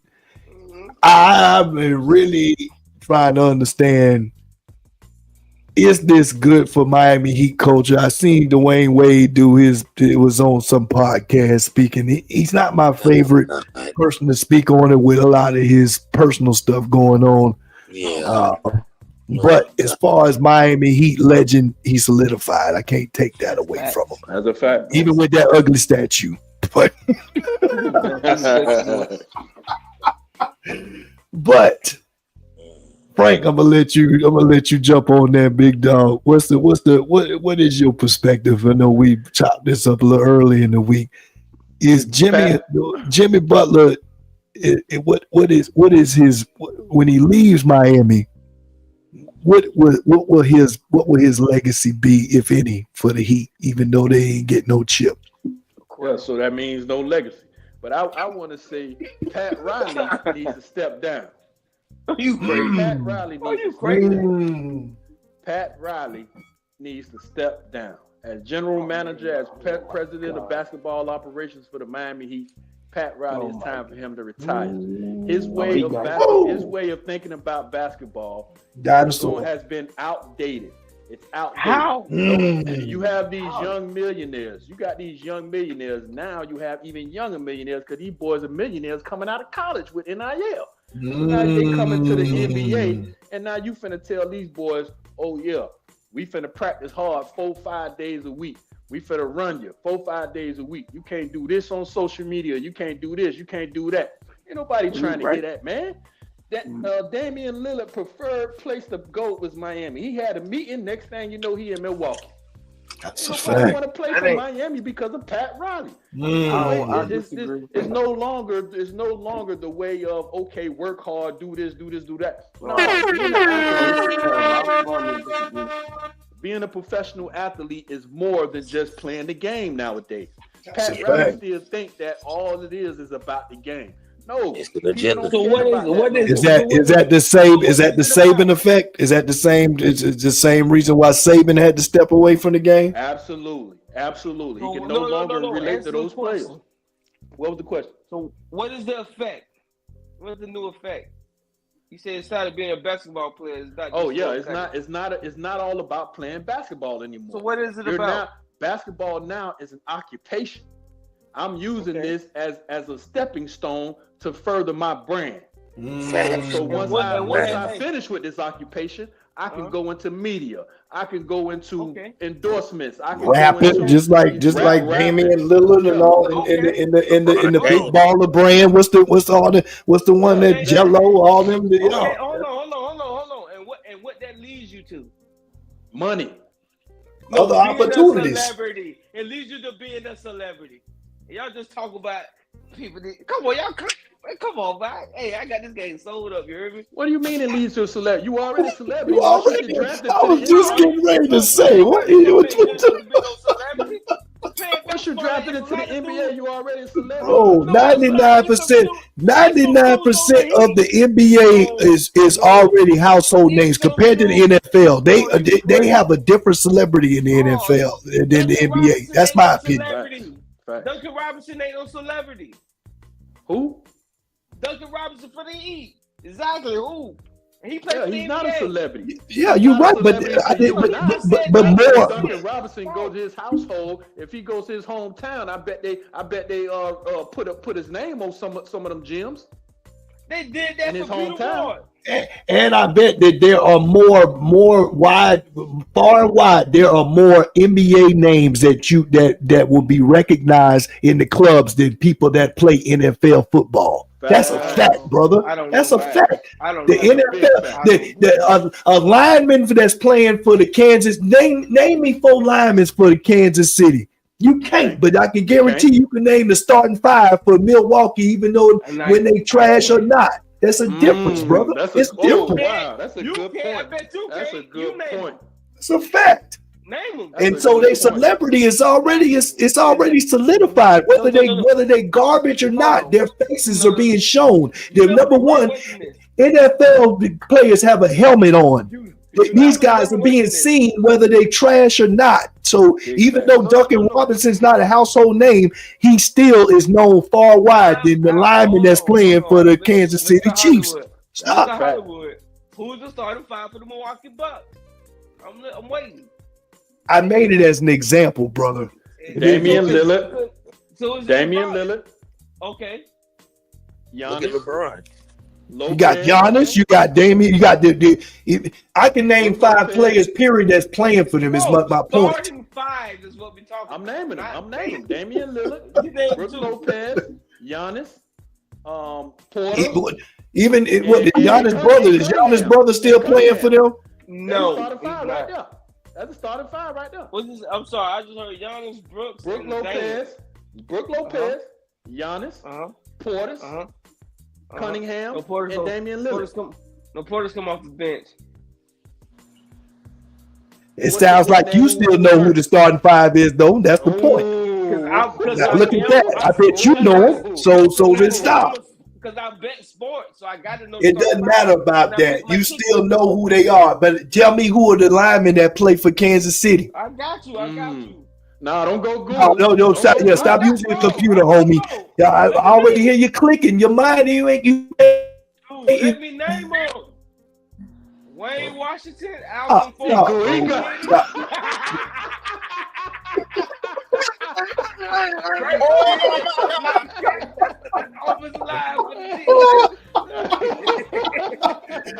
You made my point. Point. Let's go ahead. Let's keep it So back to Miami Heat culture, because I think definitely between what Frank Nick gonna say and me, I think it is different in that opinion. Now, as far as you were saying, you definitely hit me on left field. You say you think Pat Riley need to step down. Absolutely.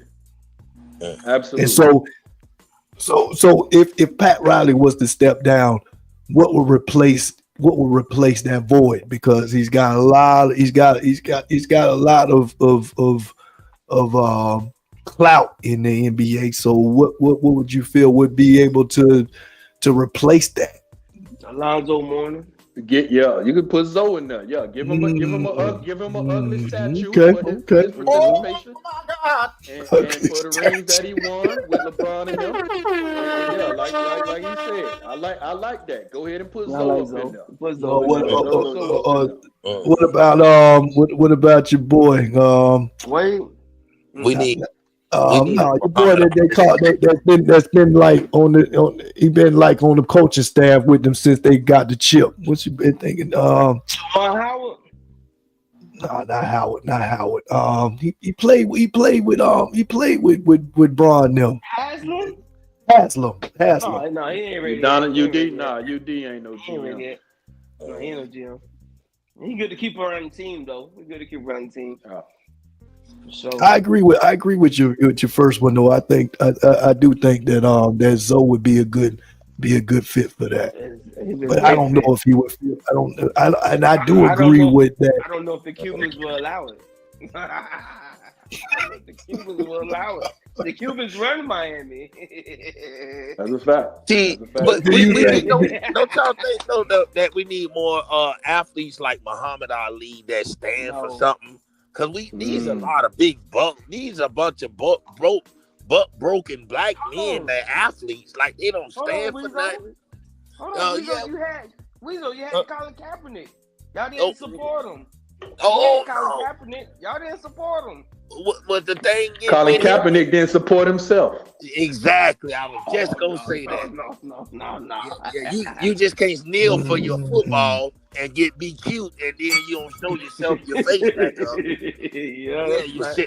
You sell shirts and pics and all that. Then you don't never see them no more.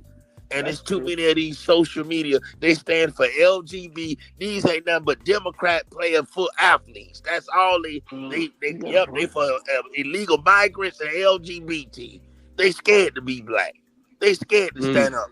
and put that fist in the air and speak on black heterosexual men. They worse than the women with hate black men and heterosexual men.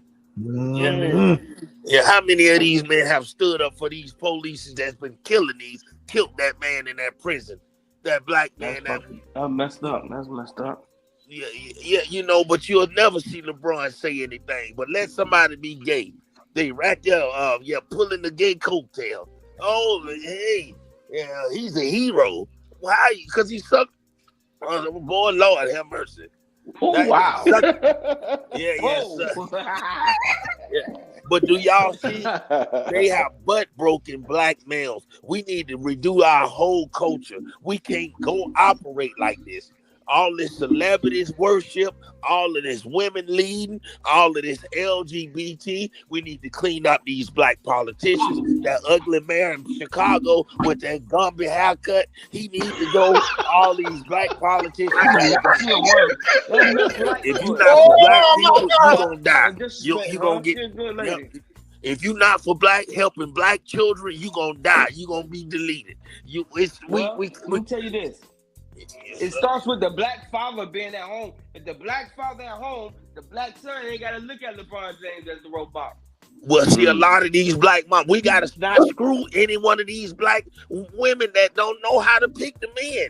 That's another thing. They need to raise their daughters up on how to love and how to treat men instead of raising them up to get money off Cash App and to use their coochie and all this stuff. Like, it's time for everybody need to be helped. The heterosexual black man has too much responsibility.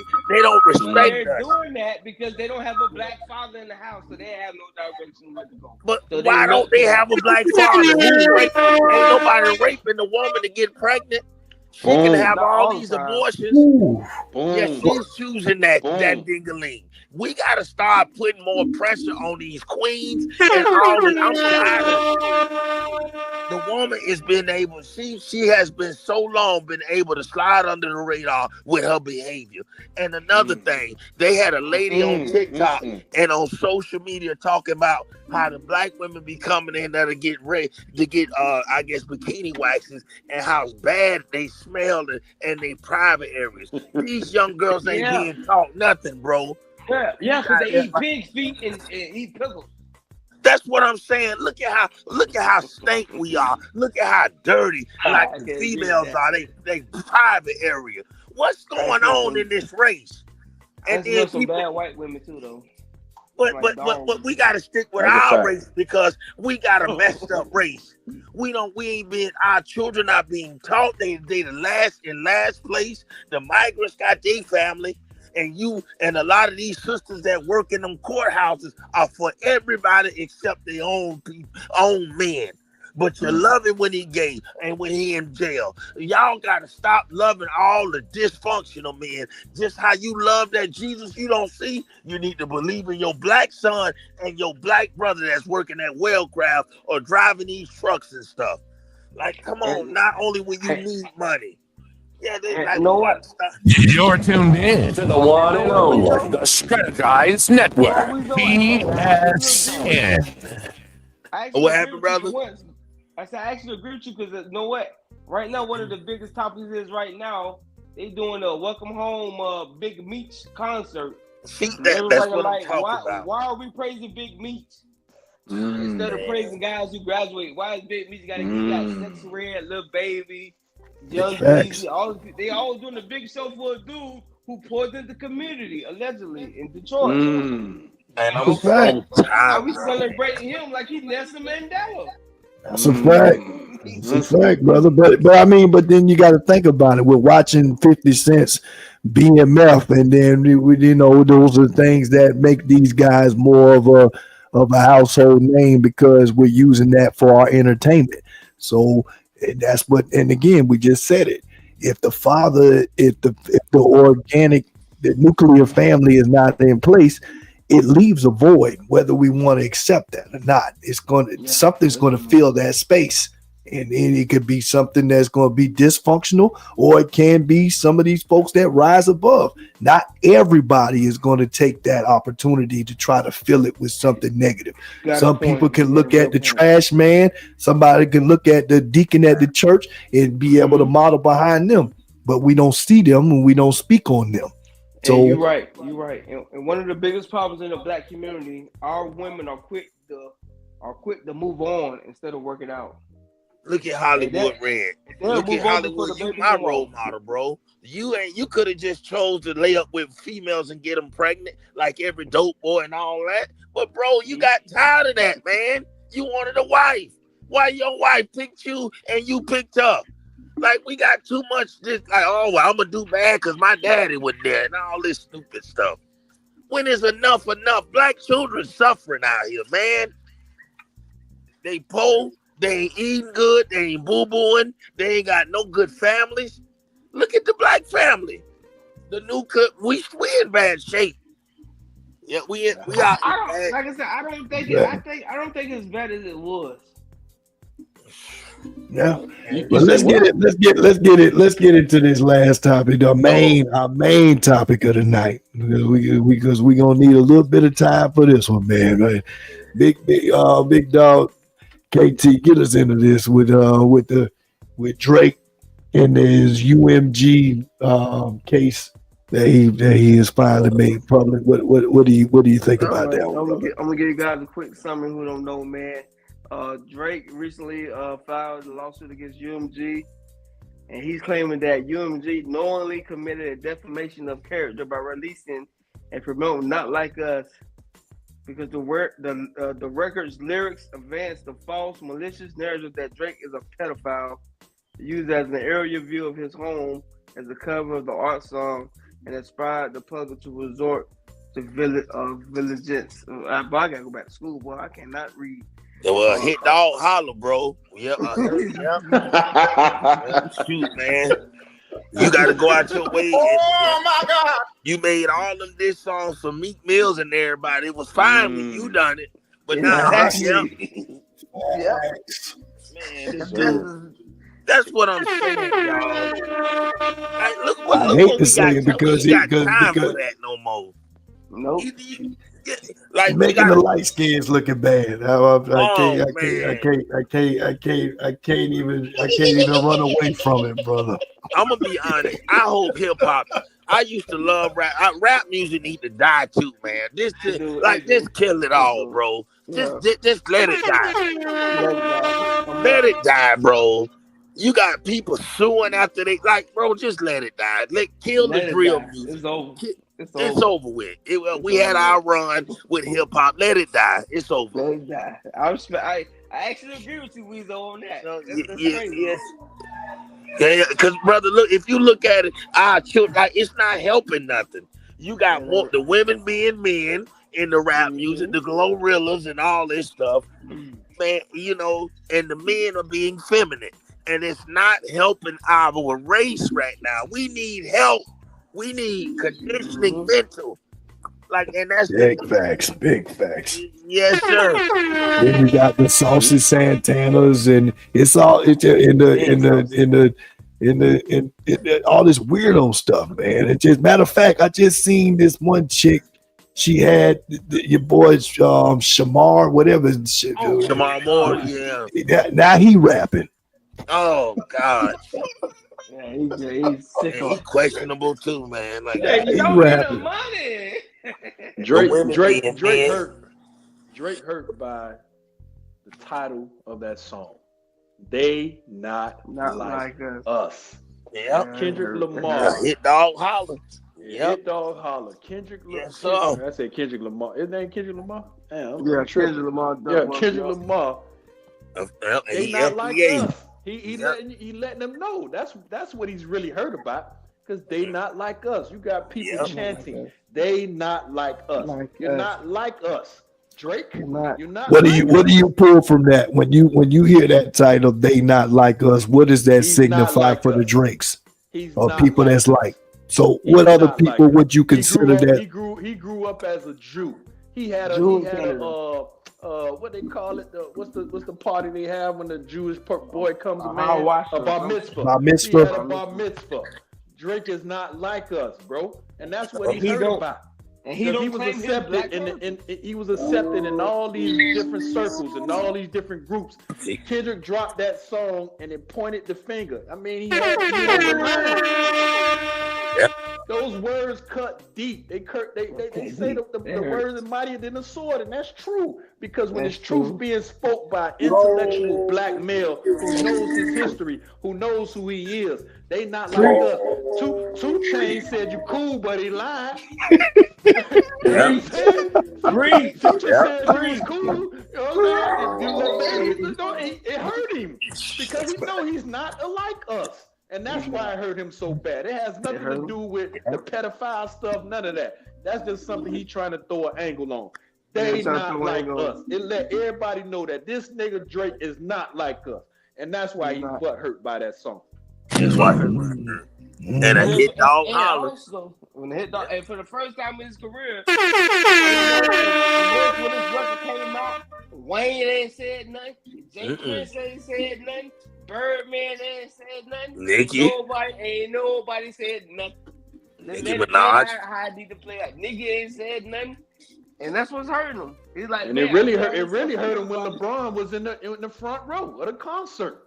And look how they throwing him out there. He dissing him now. He trying to put LeBron out there now. What a sore loser, bro. With white women, like they not like us, bro. And that's what they so butthurt. Everybody want to be black till it's time to be black. Facts. It's good to get to read. Just like they trying to claim hip hop. That all these groups made hip hop. Man, so many of us done died. Yeah, we done lost Pac and all type of people. We dying for that music. And you want to claim it because it's good. Yeah. Look at the breakdancing. But we're giving up our culture because we got too many battles, y'all. We got a lot of battles as black people now. So everybody, the Chinese dancing, they booty shaking and doing the dances I was doing growing up. Facts. And I'm looking at this it's sad. It's like a jungle sometimes, and where we wonder how I keep from going under. Hip hop was originally about empowering the black community. We know that. They was singing, they was rapping about our struggles, how we like Weezo was just saying about our struggle, about how we are struggling in the country called America, that we helped build, that our descendants of slaves helped build this country, and we can't get no piece of that pie. That was what hip hop was all about. Your Public Enemies, I forgot the other group. All these even when it came to 2 Live Crew, it just turned into a rated R to that point, and it started showing the ugly side of it, where where they got to put parental advisory on there, because it's like, you really don't want this story. We gonna tell the off the record story. So I absolutely. Even with the Ghetto Boys, my mind playing tricks on me. Yes, it was about mental health. You know what I'm saying? It all ties back to, we was originally storytelling, and then you had the Jews come in and they perverted. They perverted our message. God. And now we talking about booty shaking, killing each other, getting jewelry, buying their designer clothes, buying their foreign cars, and all this and that. That's what it's all about now. It never was about that. That wasn't what hip hop was about. Hip hop was about empowering black people.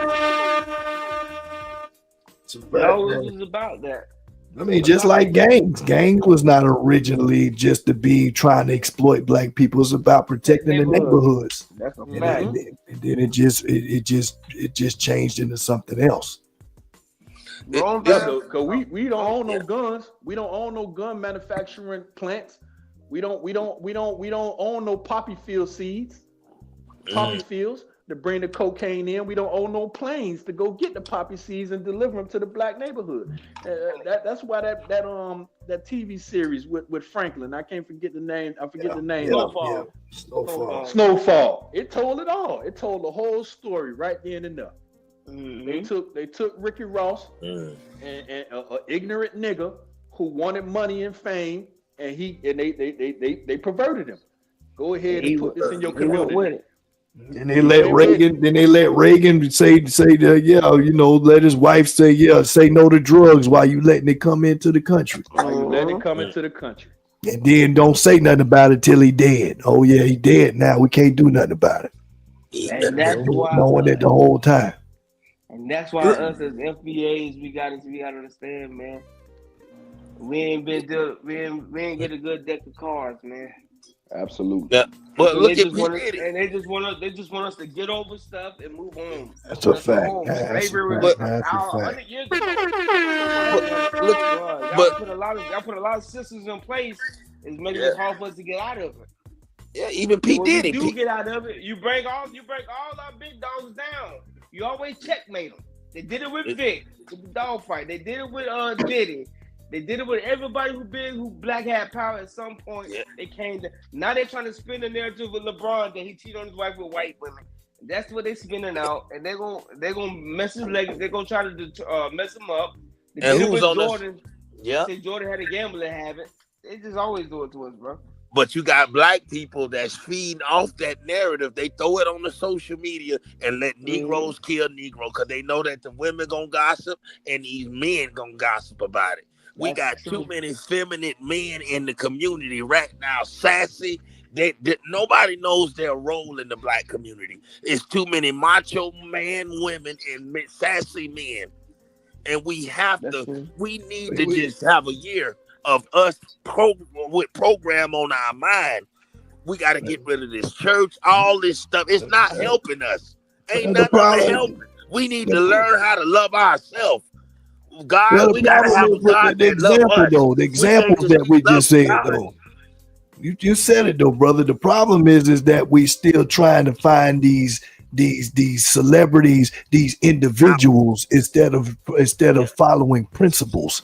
And no one person can embody that because we're all going to be flawed, and that's our problem as a black culture. We're looking for the Martin Luther Kings that they know, he was doing this, but then you find out he cheating. Like we got to stop that. We got to stop trying to propel people, and when we got to propel policies and philosophies, because that transcends a person. So that when they fall short, then we can still be able to carry on. We fall short because when that person dies, that was everything we put into it. When a Martin Luther King dies, when a Malcolm X dies, then we die. Versus if we was upholding them principles, then the principles are going to live on. That's why we got to look at. That's why I believe in my spirituality, because I don't need that pastor to tell me what to do, because I'm doing it on my own to be able to support principles and philosophies. That's what I teach my children. I don't teach them the mindset that they're going to be looking after a celebrity. Yeah, it'd be cool if they see their favorite basketball player, but they're gonna realize they're still human and they're still flawed. We dropped the ball when it comes to that.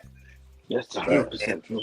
And y'all notice something? Our children, we don't even parent our children no more. We can't. Our children parent us. Like they go to these schools and everything is about dictatorship and an agenda. So what are we here for? This country has gotten crazy, and we're losing our black culture every day. But we get to keep the ratchet and the thugged out mess. And I tell people that's not us. We need our own identity again. But we got to really. That's a fact, brother. But let's not get too far out of pocket. Let's keep on the subject with the Drake lawsuit. From what I was aware of, is that he really has a problem with the white whistling. I believe is what he was calling it. The white listing. Excuse me. To where he didn't feel that Universal Music Group did enough to stop these different influencers, these different outlets because I know that if I put a video up, just like what we're watching right now, that's why I'm very careful of playing videos too long, because you got a segment. You got 10 to 15 seconds that you can play a video, but then you got to stop it in between those.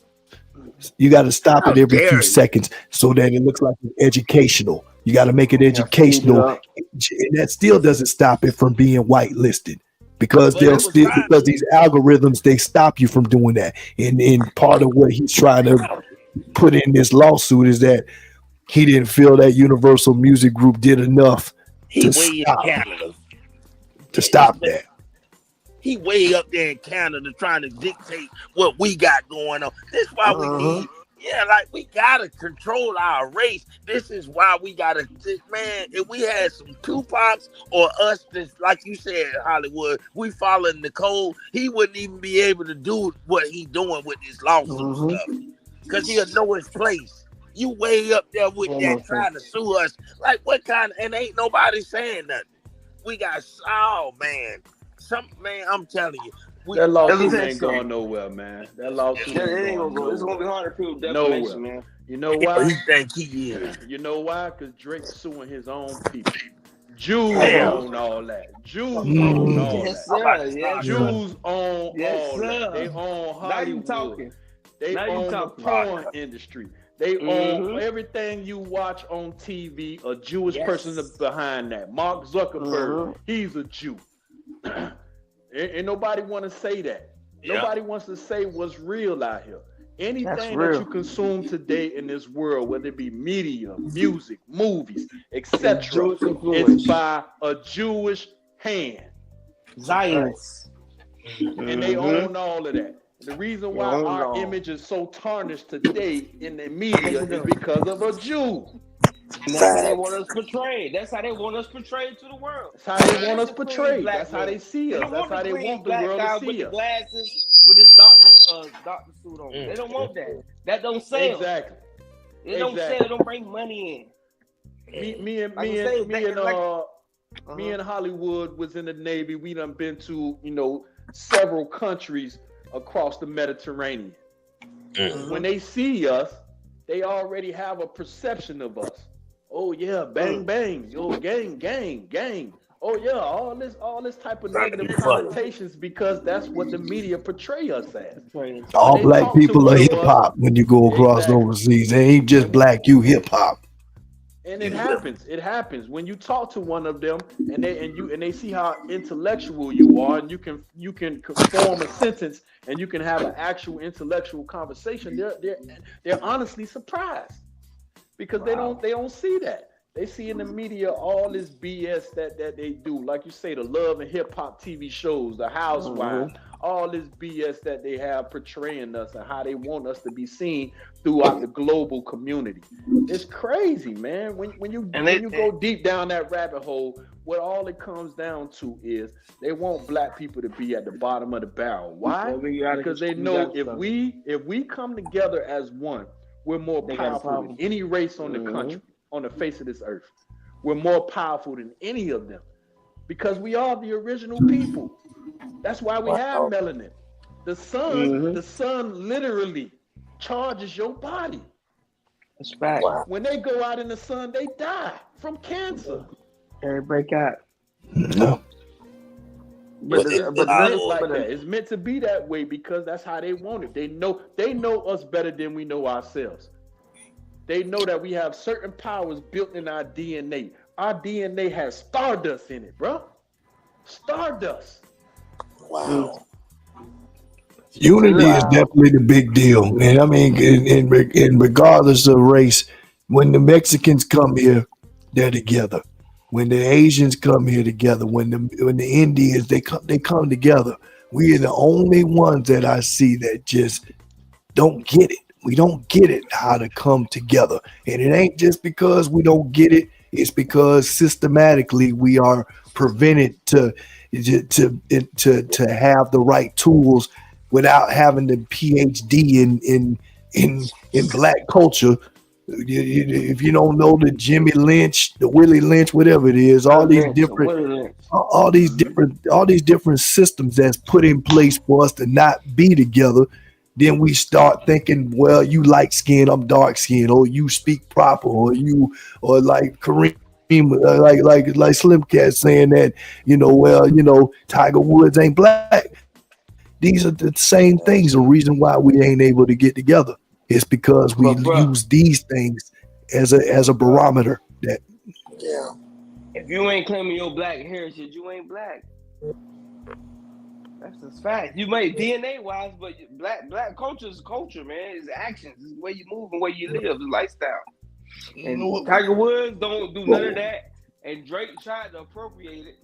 What happens to the black family that tried to avoid some of the things that they grew up in, and then they took their kids in a better part of town that they wasn't raised up in, and then they wasn't like LeBron's kids. Is LeBron's kids not black because they was raised up in a private school where they went to school with all white kids? The point. I'm listening to what you're saying, and I'm trying to understand. I'm telling you, Tiger Woods don't want to accept his black side. He want nothing to do with it. It's the difference between just moving to a white neighborhood. It's different. Tiger Woods don't want to acknowledge his black side. He got that wet perm on his head, going bald. He do whatever he can to try to separate himself from us. It's a difference. Even Drake lawsuit, he say he's a Khazar Jew. And they're the fake Jews. They're not even the real Jews of that land. If anybody, and that's another subject because they get deep. Facts. That's a deep subject. But they got moved up with the Germans after all that after World War II. They're not even the original people of the land. But he's claiming that side in his lawsuit. That's what he's leaning on. Saying not like us is anti-Semitic. This is hip hop. It's battle. Right. Ain't no rules. I can call you what I want to call you. Make a better record. Ain't no such thing as playing it dirty. Pac say I just you a fat mother. I just F yo. You know what I'm saying? And Biggie didn't sue him for defamation. It come with it. This is what come with the game. That's why you don't battle if you ain't built for this. Don't get in the ring with Mike Tyson and he knock you out. Now you want to sue him because he was bigger than me. He shouldn't have been fighting me anyway. No, this would come with it. You get in the ring, you get smacked up, you deal with it. What he should have did was lay low for about 8-10 months and come out with some new music and all this stuff would have went away. But he's one of them dudes who can't accept the fact that the world ain't on his side no more. People see through him. They see what he is. He got exposed and he can't deal with it. So now he's trying to ruin the whole industry. He's trying to destroy the whole industry because he lost to Kendrick. And he shouldn't even battle Kendrick. He know this dude's a battle rapper. You got to pick your battles wisely. That's what my mama always told me. Wow. You don't go out there thinking you got to pick your battles, man. You can't just, you know what I'm saying? And if you're going through a negotiation deal with a label, why are you going to battle somebody you might lose to? Of course your stock going to drop because you lost. You just show the label that you can't win. This dude beat you. No, we're not going to give you $400 million. We're going to give you $10 million. Take it or leave it. You should have did the job. You should have beat the dude. And he didn't do it. Now he out here crying about it, talking about defamation. It's rap battle. And it's rap music. Nobody take rap music. Rap music is all films and lies. It's about spitting fly stuff, talking fly. That's what rap's about. Rap ain't never been about the truth. Well, the new rap ain't never been about the truth. Maybe when the other guys in the 80s and the early 90s, but these new guys, they just rap. It ain't nothing true. They just make it sound good, and then you just like it or you don't. That's my only problem with Drake. The tables turned, and now he crying about it. Because that's a fact. How many rappers has he went up against? We got. How many rappers has he went up against? He went against Meek Mill. He went against Ross. Pusha T. He lost to Pusha T, but Pusha T was old and he definitely lost to Pusha T. Yes, he did. Pusha T. He went against. I think he went against Common too, didn't he? And then he went against Future. He went against Rocky, A$AP Rocky. But let me tell you something about how he lost to Pusha T. So Pusha T exposed the world that he had a son that he was hiding for 3 years. Nobody knew about this son. And Pusha T aired it out. But Pusha T was lost with the fans, so it didn't ring as much as K-Dot as Kendrick did. But Pusha T really had the best diss Pusha T had the best diss towards Drake, better than Kendrick diss in reality. And niggas know what I'm talking about. He destroyed Drake.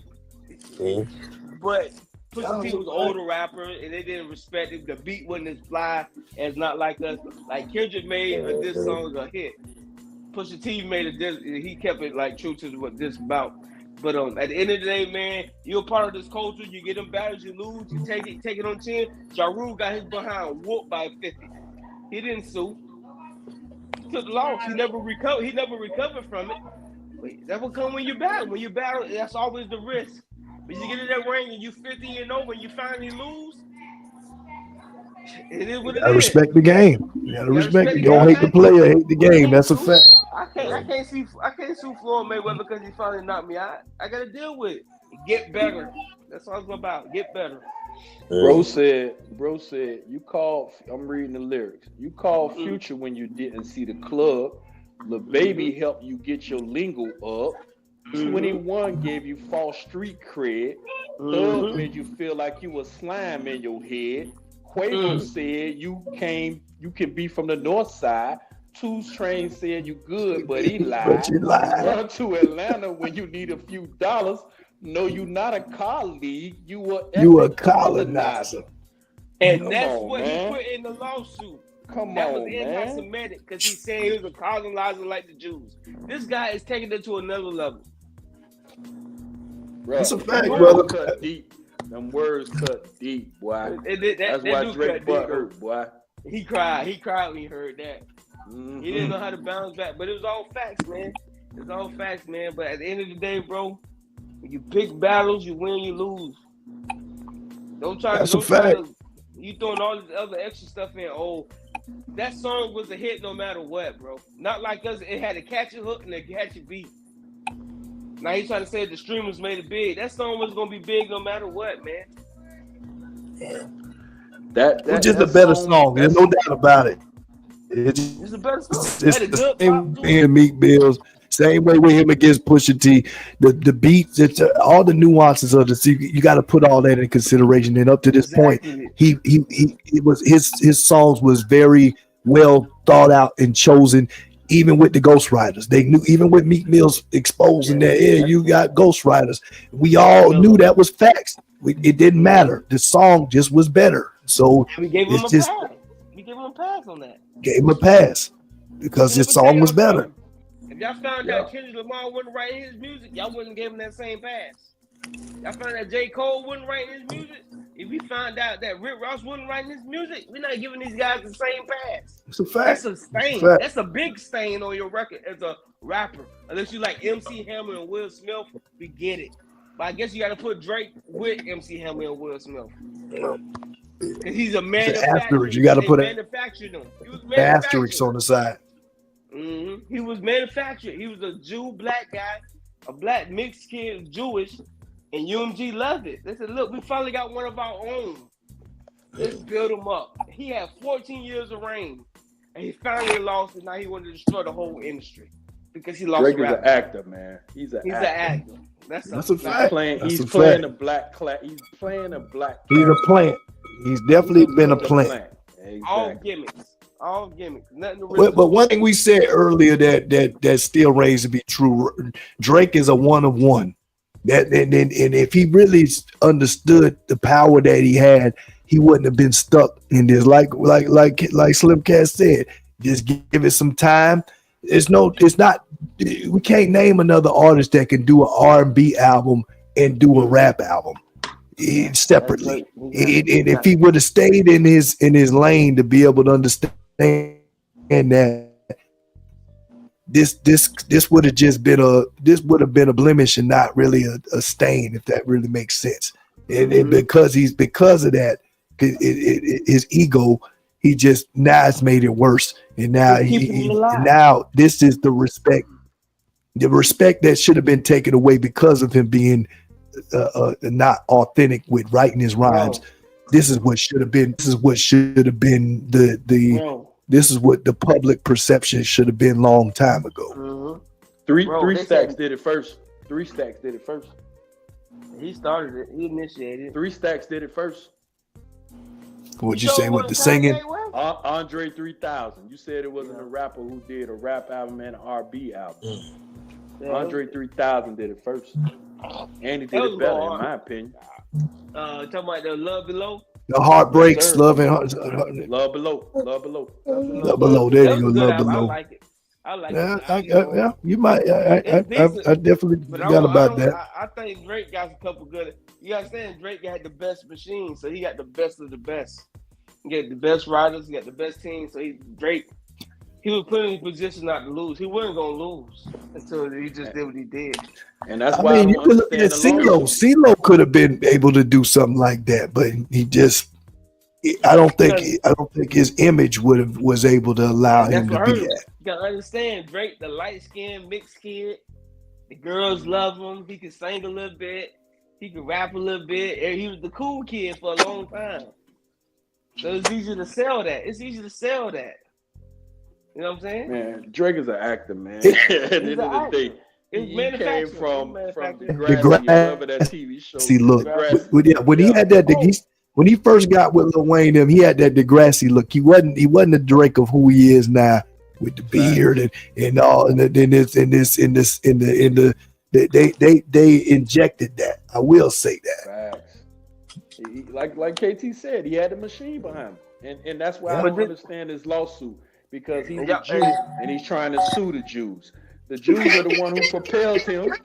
For real. It don't make no sense. That's why the lawsuit never go nowhere. That's a fact. This was crazy though. That's a fact. You know, Drake was in Degrassi in the wheelchair, right? He threatened to sue the people who produced that show.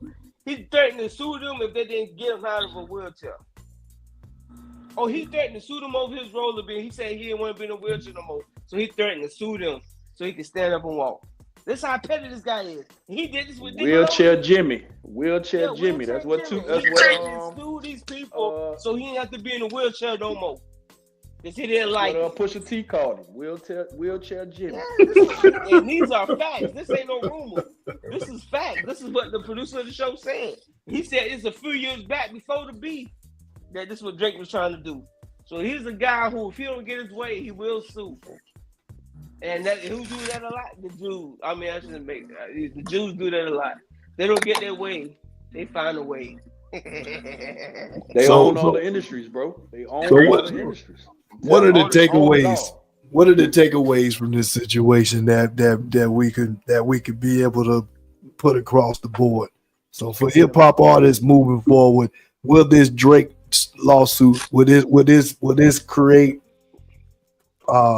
future incidents like this, or as I heard a few of y'all say that this ain't gonna go nowhere? What do you feel on that before we close out on this? I'll go real quick. I'll say this: Drake rap career is done. He's done with that.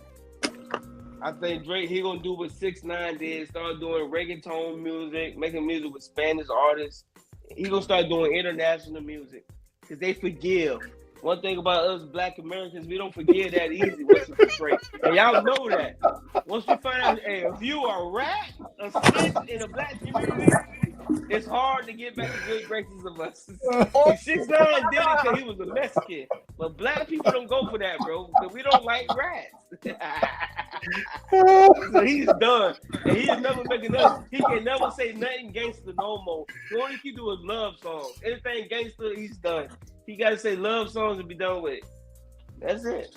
That's my take on it. Drake is done. So he trying to sue to get the last little bit of money, and he'll probably go into ad. Hey, that was a solid take on that. Big Frank, what you got, brother? You got anything different than that? Well, I'm gonna say, I can't think of the name of the song, but this isn't talked about a lot. Drake blatantly stole a song from an artist. I can't think of his name. That Drum. There you go. He blatantly stole the song, bro. The beat and everything. Blatantly stole it, and it became a #1 hit. And it played everywhere. He stole that song. My boy tried, Drum tried to sue him, and it got denied quickly. That's because he had the machine behind him. Like I'm telling you, that's why I don't understand this lawsuit. I don't understand if they're using this just to keep Drake's name in the public, so people can keep Drake's name in their mouth or whatever. Because he's not going to get anywhere with that. Frank Nitty, you know what this is about? Huh? Nitty, you hear me? Yeah, go ahead. I'm listening. This is what this is about. He don't want to hear the people at the Super Bowl say A minor. He don't want to hear that at the Super Bowl. Because they gonna see Kendrick perform that, and the whole crowd gonna say A minor. That's gonna hurt his soul. He might kill himself, man. I'm serious. And that's why he doing all these lawsuits. He don't want that song performed at the Super Bowl. He do whatever he can. That's why I say he finna sue Kendrick Lamar next week. He's gonna take cease and desist on that song to make sure he can perform that at the Super Bowl. This is what it's all about. This is all about the Super Bowl. He don't want his image to be destroyed. That's what the lawsuit said. UMG promoted Kendrick Lamar to get to the Super Bowl so he can perform the song that tarnished my legacy. That's what he worried about. Bro, Kendrick performed They Not Like Us on a global scale. Oh, it's man. He gonna do it. He gotta do it. I don't care what the consequences is. I'm gonna do it. I gotta do it. Bro, this is how I gotta go. I've never seen an artist replay a song in concert 5 times. Rap, do the song, do this song on his own. That's weird. Bro, every time the audience, the crowd said every word, and they was hyped like it was the first time that he played the song. I've never seen that. It's weird. It's weird. And I got a bad feeling Kendrick gonna make sure Wayne get out and do something. He gonna make sure Wayne on that stage that's so capacity. 100%. That's what they say that it's gonna be the way they gonna bring Drake out too, and they gonna make it show that hey, all this was a soap opera. That's not happening. I don't know. Drake can't come but out. Let's go deeper, y'all. What about? I believe Drake had something to do with Jay-Z with the white 13-year-old that got lied on. You know, he turned on Jay-Z. He turned. But y'all also gotta remember Drake, the same dude who got slapped by Diddy, and then Diddy peed on him while he was laying on the ground. I remember that. People forget that. I didn't know he peed on it, but I remember him getting slapped. He peed on Drake, man. While Drake was sleep on the ground, he peed on him. No respect for him. People forget that part. He probably saw Diddy ship too. Yeah. Look at the Jay-Z. Yep. And look at Jay-Z got in trouble soon as Kendrick Lamar's name was announced.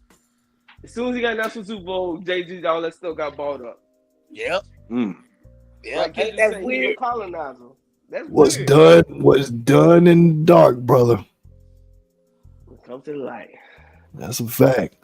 I mean, look at like you were saying, The Weeknd. You know, you do dirty business just like what Diddy doing. You do people dirty, it's gonna come back. I mean, we didn't even bring up how he pretty much stole Big Sean's voice and style. I wasn't saying that don't really be talked about a lot. That was kind of just put up under there.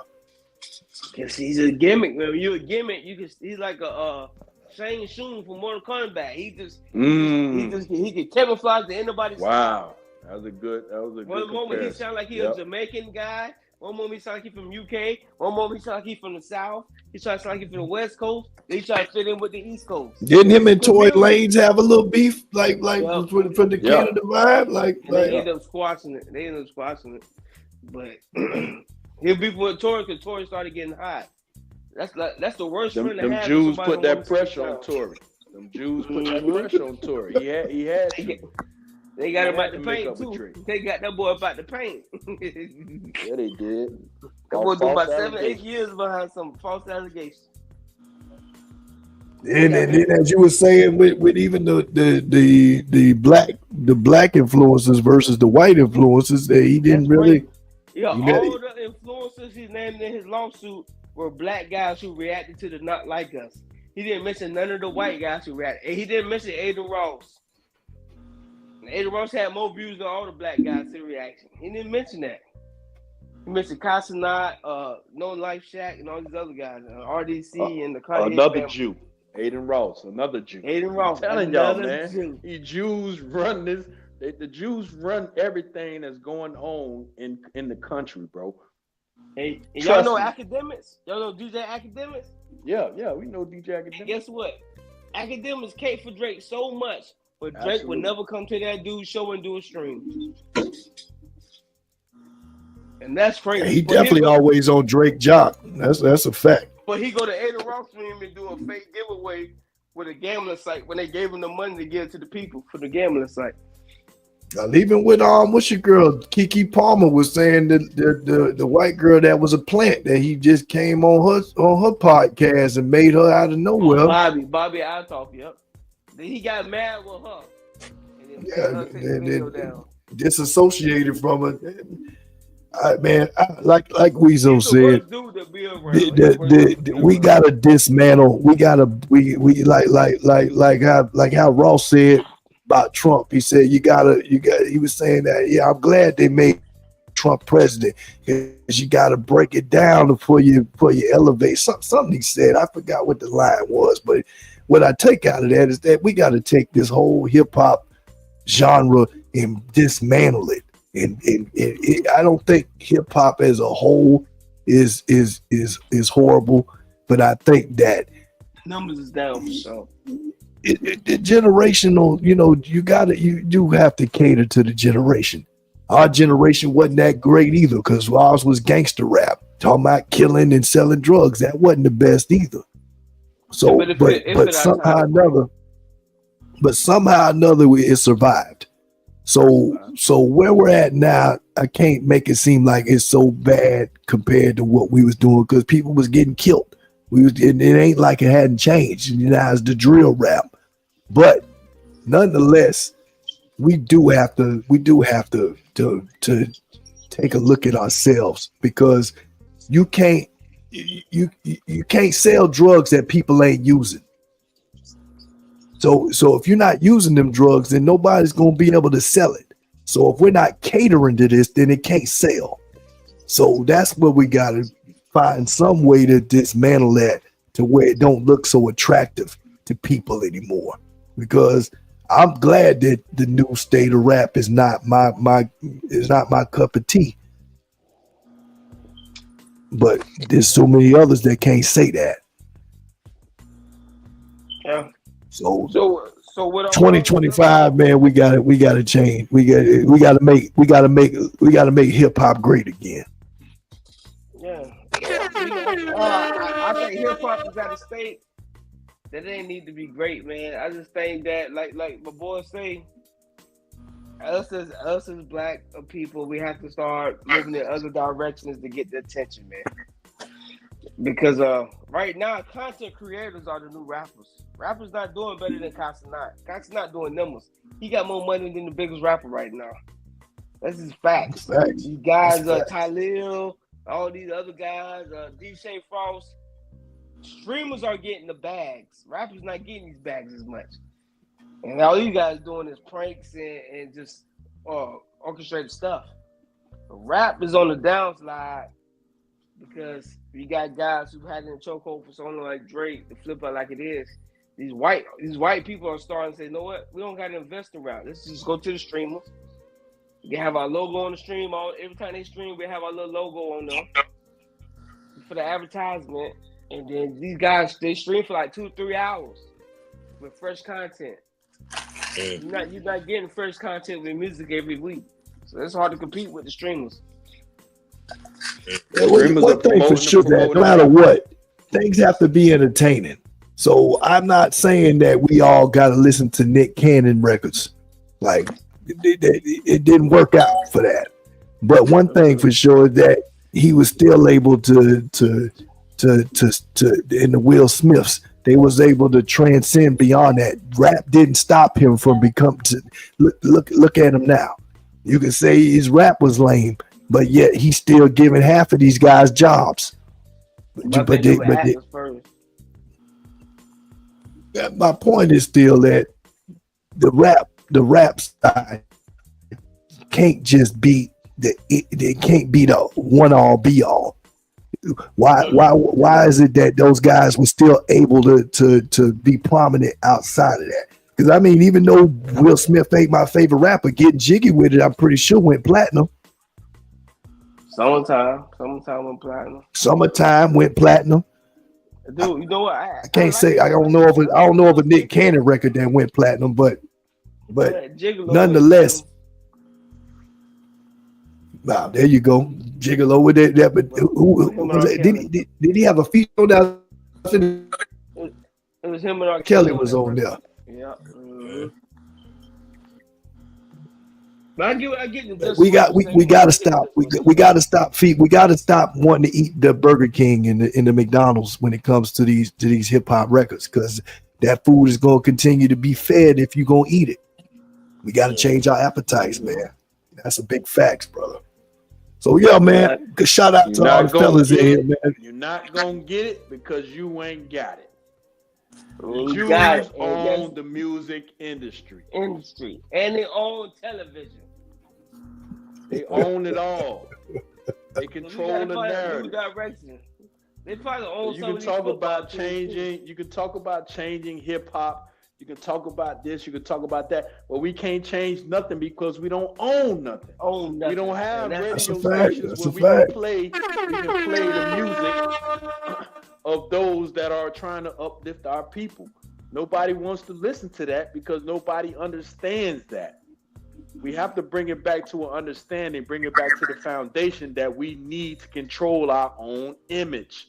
And that's the major thing that is hurting the black community. Like Deacon was saying, you got the women, these entities that are in place that have us by the balls. It's because we don't control our image, and they got our women. We don't have our women; they have our women. We're gonna try to do whatever it takes to try to get them. They have them. You know what's already? It ain't trying to get them. They got them. And you know what's so sad? No sad. Do you know a white man runs Tupac estate? A dude named Tom Wally. He owns all Tupac. He got the rights to all Tupac stuff. Yep. Wow. That's bad. He owns it, and he won't let nobody do nothing with it. People try to get samples clear. He won't do nothing. He won't let them do nothing. Wow. A white guy owned the whole Tupac estate, and they were Black Panthers. They were fighting for Black power, and a white man got the power to his estate. Michael Jackson. I see his father now trying to come out of nowhere, trying to. But he said he sued, but all he got was $1 million out of it or something like that. How you gonna get? He won't get another dime off of Tupac. He should have been there. And I think Deacon was finna allude. I think Deacon was finna allude to the Michael Jackson situation. Michael Jackson owned the Beatles catalog. He owned Elvis catalog. Yeah. That's why they got him up out of there. They got him out that paint. Look at how they killed Prince. Prince was making moves too. I don't believe Prince. Yep. Yeah, I couldn't believe. Yep. Like, look at Prince. Who kills Prince? How he died? They try to say he was a drug user. They say he was a pill user all his life. But he just disappeared. Yep. But it's easy to kill a person, man. They killed Michael Jackson. Yeah, but he one of those people that started bringing this into this weirdo black stuff, man. Because you didn't know whether he was woman or he was a pimp or he was straight or gay. It was just. No, towards the end of his career, he knew what he was though. Towards the end, he wasn't on that funny stuff at the end of his career. He straightened that up, man. Look at the wars we going through as black men. Like they're going for black men and black children. They let the black woman stick, but that's it. They really look at all our alpha males. We got a bunch of broken men. That's why they let them stay out to kill and do all this. Look at Whack 100. They ain't gonna let nothing happen to Whack 100. Yeah. Mm-hmm. Anybody? What about Charleston? 50 Cent. Yep. What about Charleston? How you feel about him? He just say anything to be a shock jock. Like he was really starting not to even take him serious no more. Cause he say anything. What about Corey Holcomb? Corey Mobley, awesome. I love him. I think he's You off. like Corey Holcomb? I figure you like Corey I mess with Corey. Yeah. Yeah, I like Corey. I like Corey Holcomb. What about Tariq Nasheed? Tariq Nasheed. Yeah, but Umar full of crap too, because he like to sleep with pork chop, eating black women, and take money. He's funny though. Umar funny though. Yeah. You see, everybody got those Guana citizenship. Yeah, for Guana. I ain't get mine. I gotta go next year. Oh, yeah. Umar got one. Yeah, so he can disappear. Yeah, he don't want to be in the fellas. It's been another Hollywood Red show. I'm saluting all the fellas out there. Shout out to Slim Cat. Shout out to Deacon Weasel. Shout out to Frank Nitt, man. Yes, sir. Good show, fellas. Y'all boys be safe, man. We run it back. Yes, sir. And we praying for you, Hollywood. Keep Dad in prayer, man. Man, I appreciate it, brother. I appreciate that big time, man. And love to salute to both to all y'all fellas, man. And check us out, man, every Friday, 9:30, 9:45. Yeah. On the strategizednetwork.com. Check us out on Facebook and check us out on YouTube. And check out all the fellas, man. Appreciate y'all, man. Yes, sir.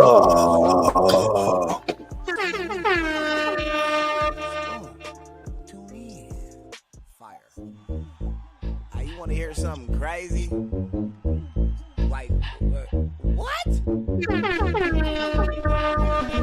You ain't close to ready. Check this out.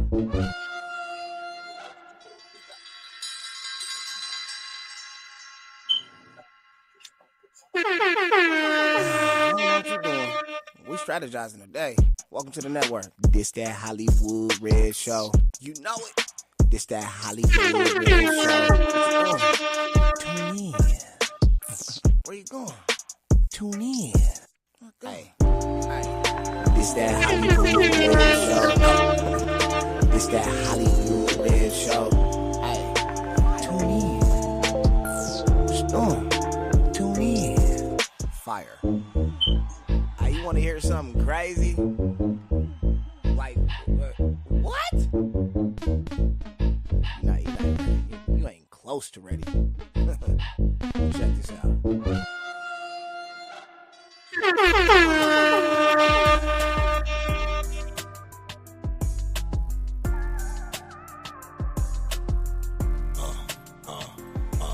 It's cloudy outside. You should let me be your sunshine. It's cold out there, so it only take one time to smell it, touch it. I like it when the boys sound right there. Them boys right there from Clay County. Feel it.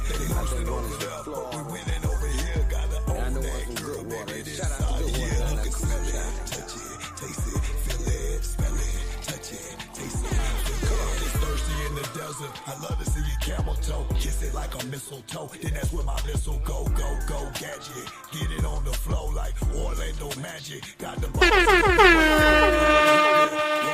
Making them plays like John Madden. Chicken or the egg, no matter, I get it cracking. What came first, don't worry about what happened. Just listen to this mackin'. Climbing the tall walls and landing on the other side. Changed my vision up and it came a new set of eyes. Different game leveled up, came with a different prize. Warehouse mentality, we manage all the supplies. It's cloudy outside, you should let me be your sunshine. It's cold out there, so it only take one time to smell it, touch it, taste it, feel it, smell it, touch it, taste it, feel it. They coming over there, but we winning over here. Gotta own that girl, baby, this all year.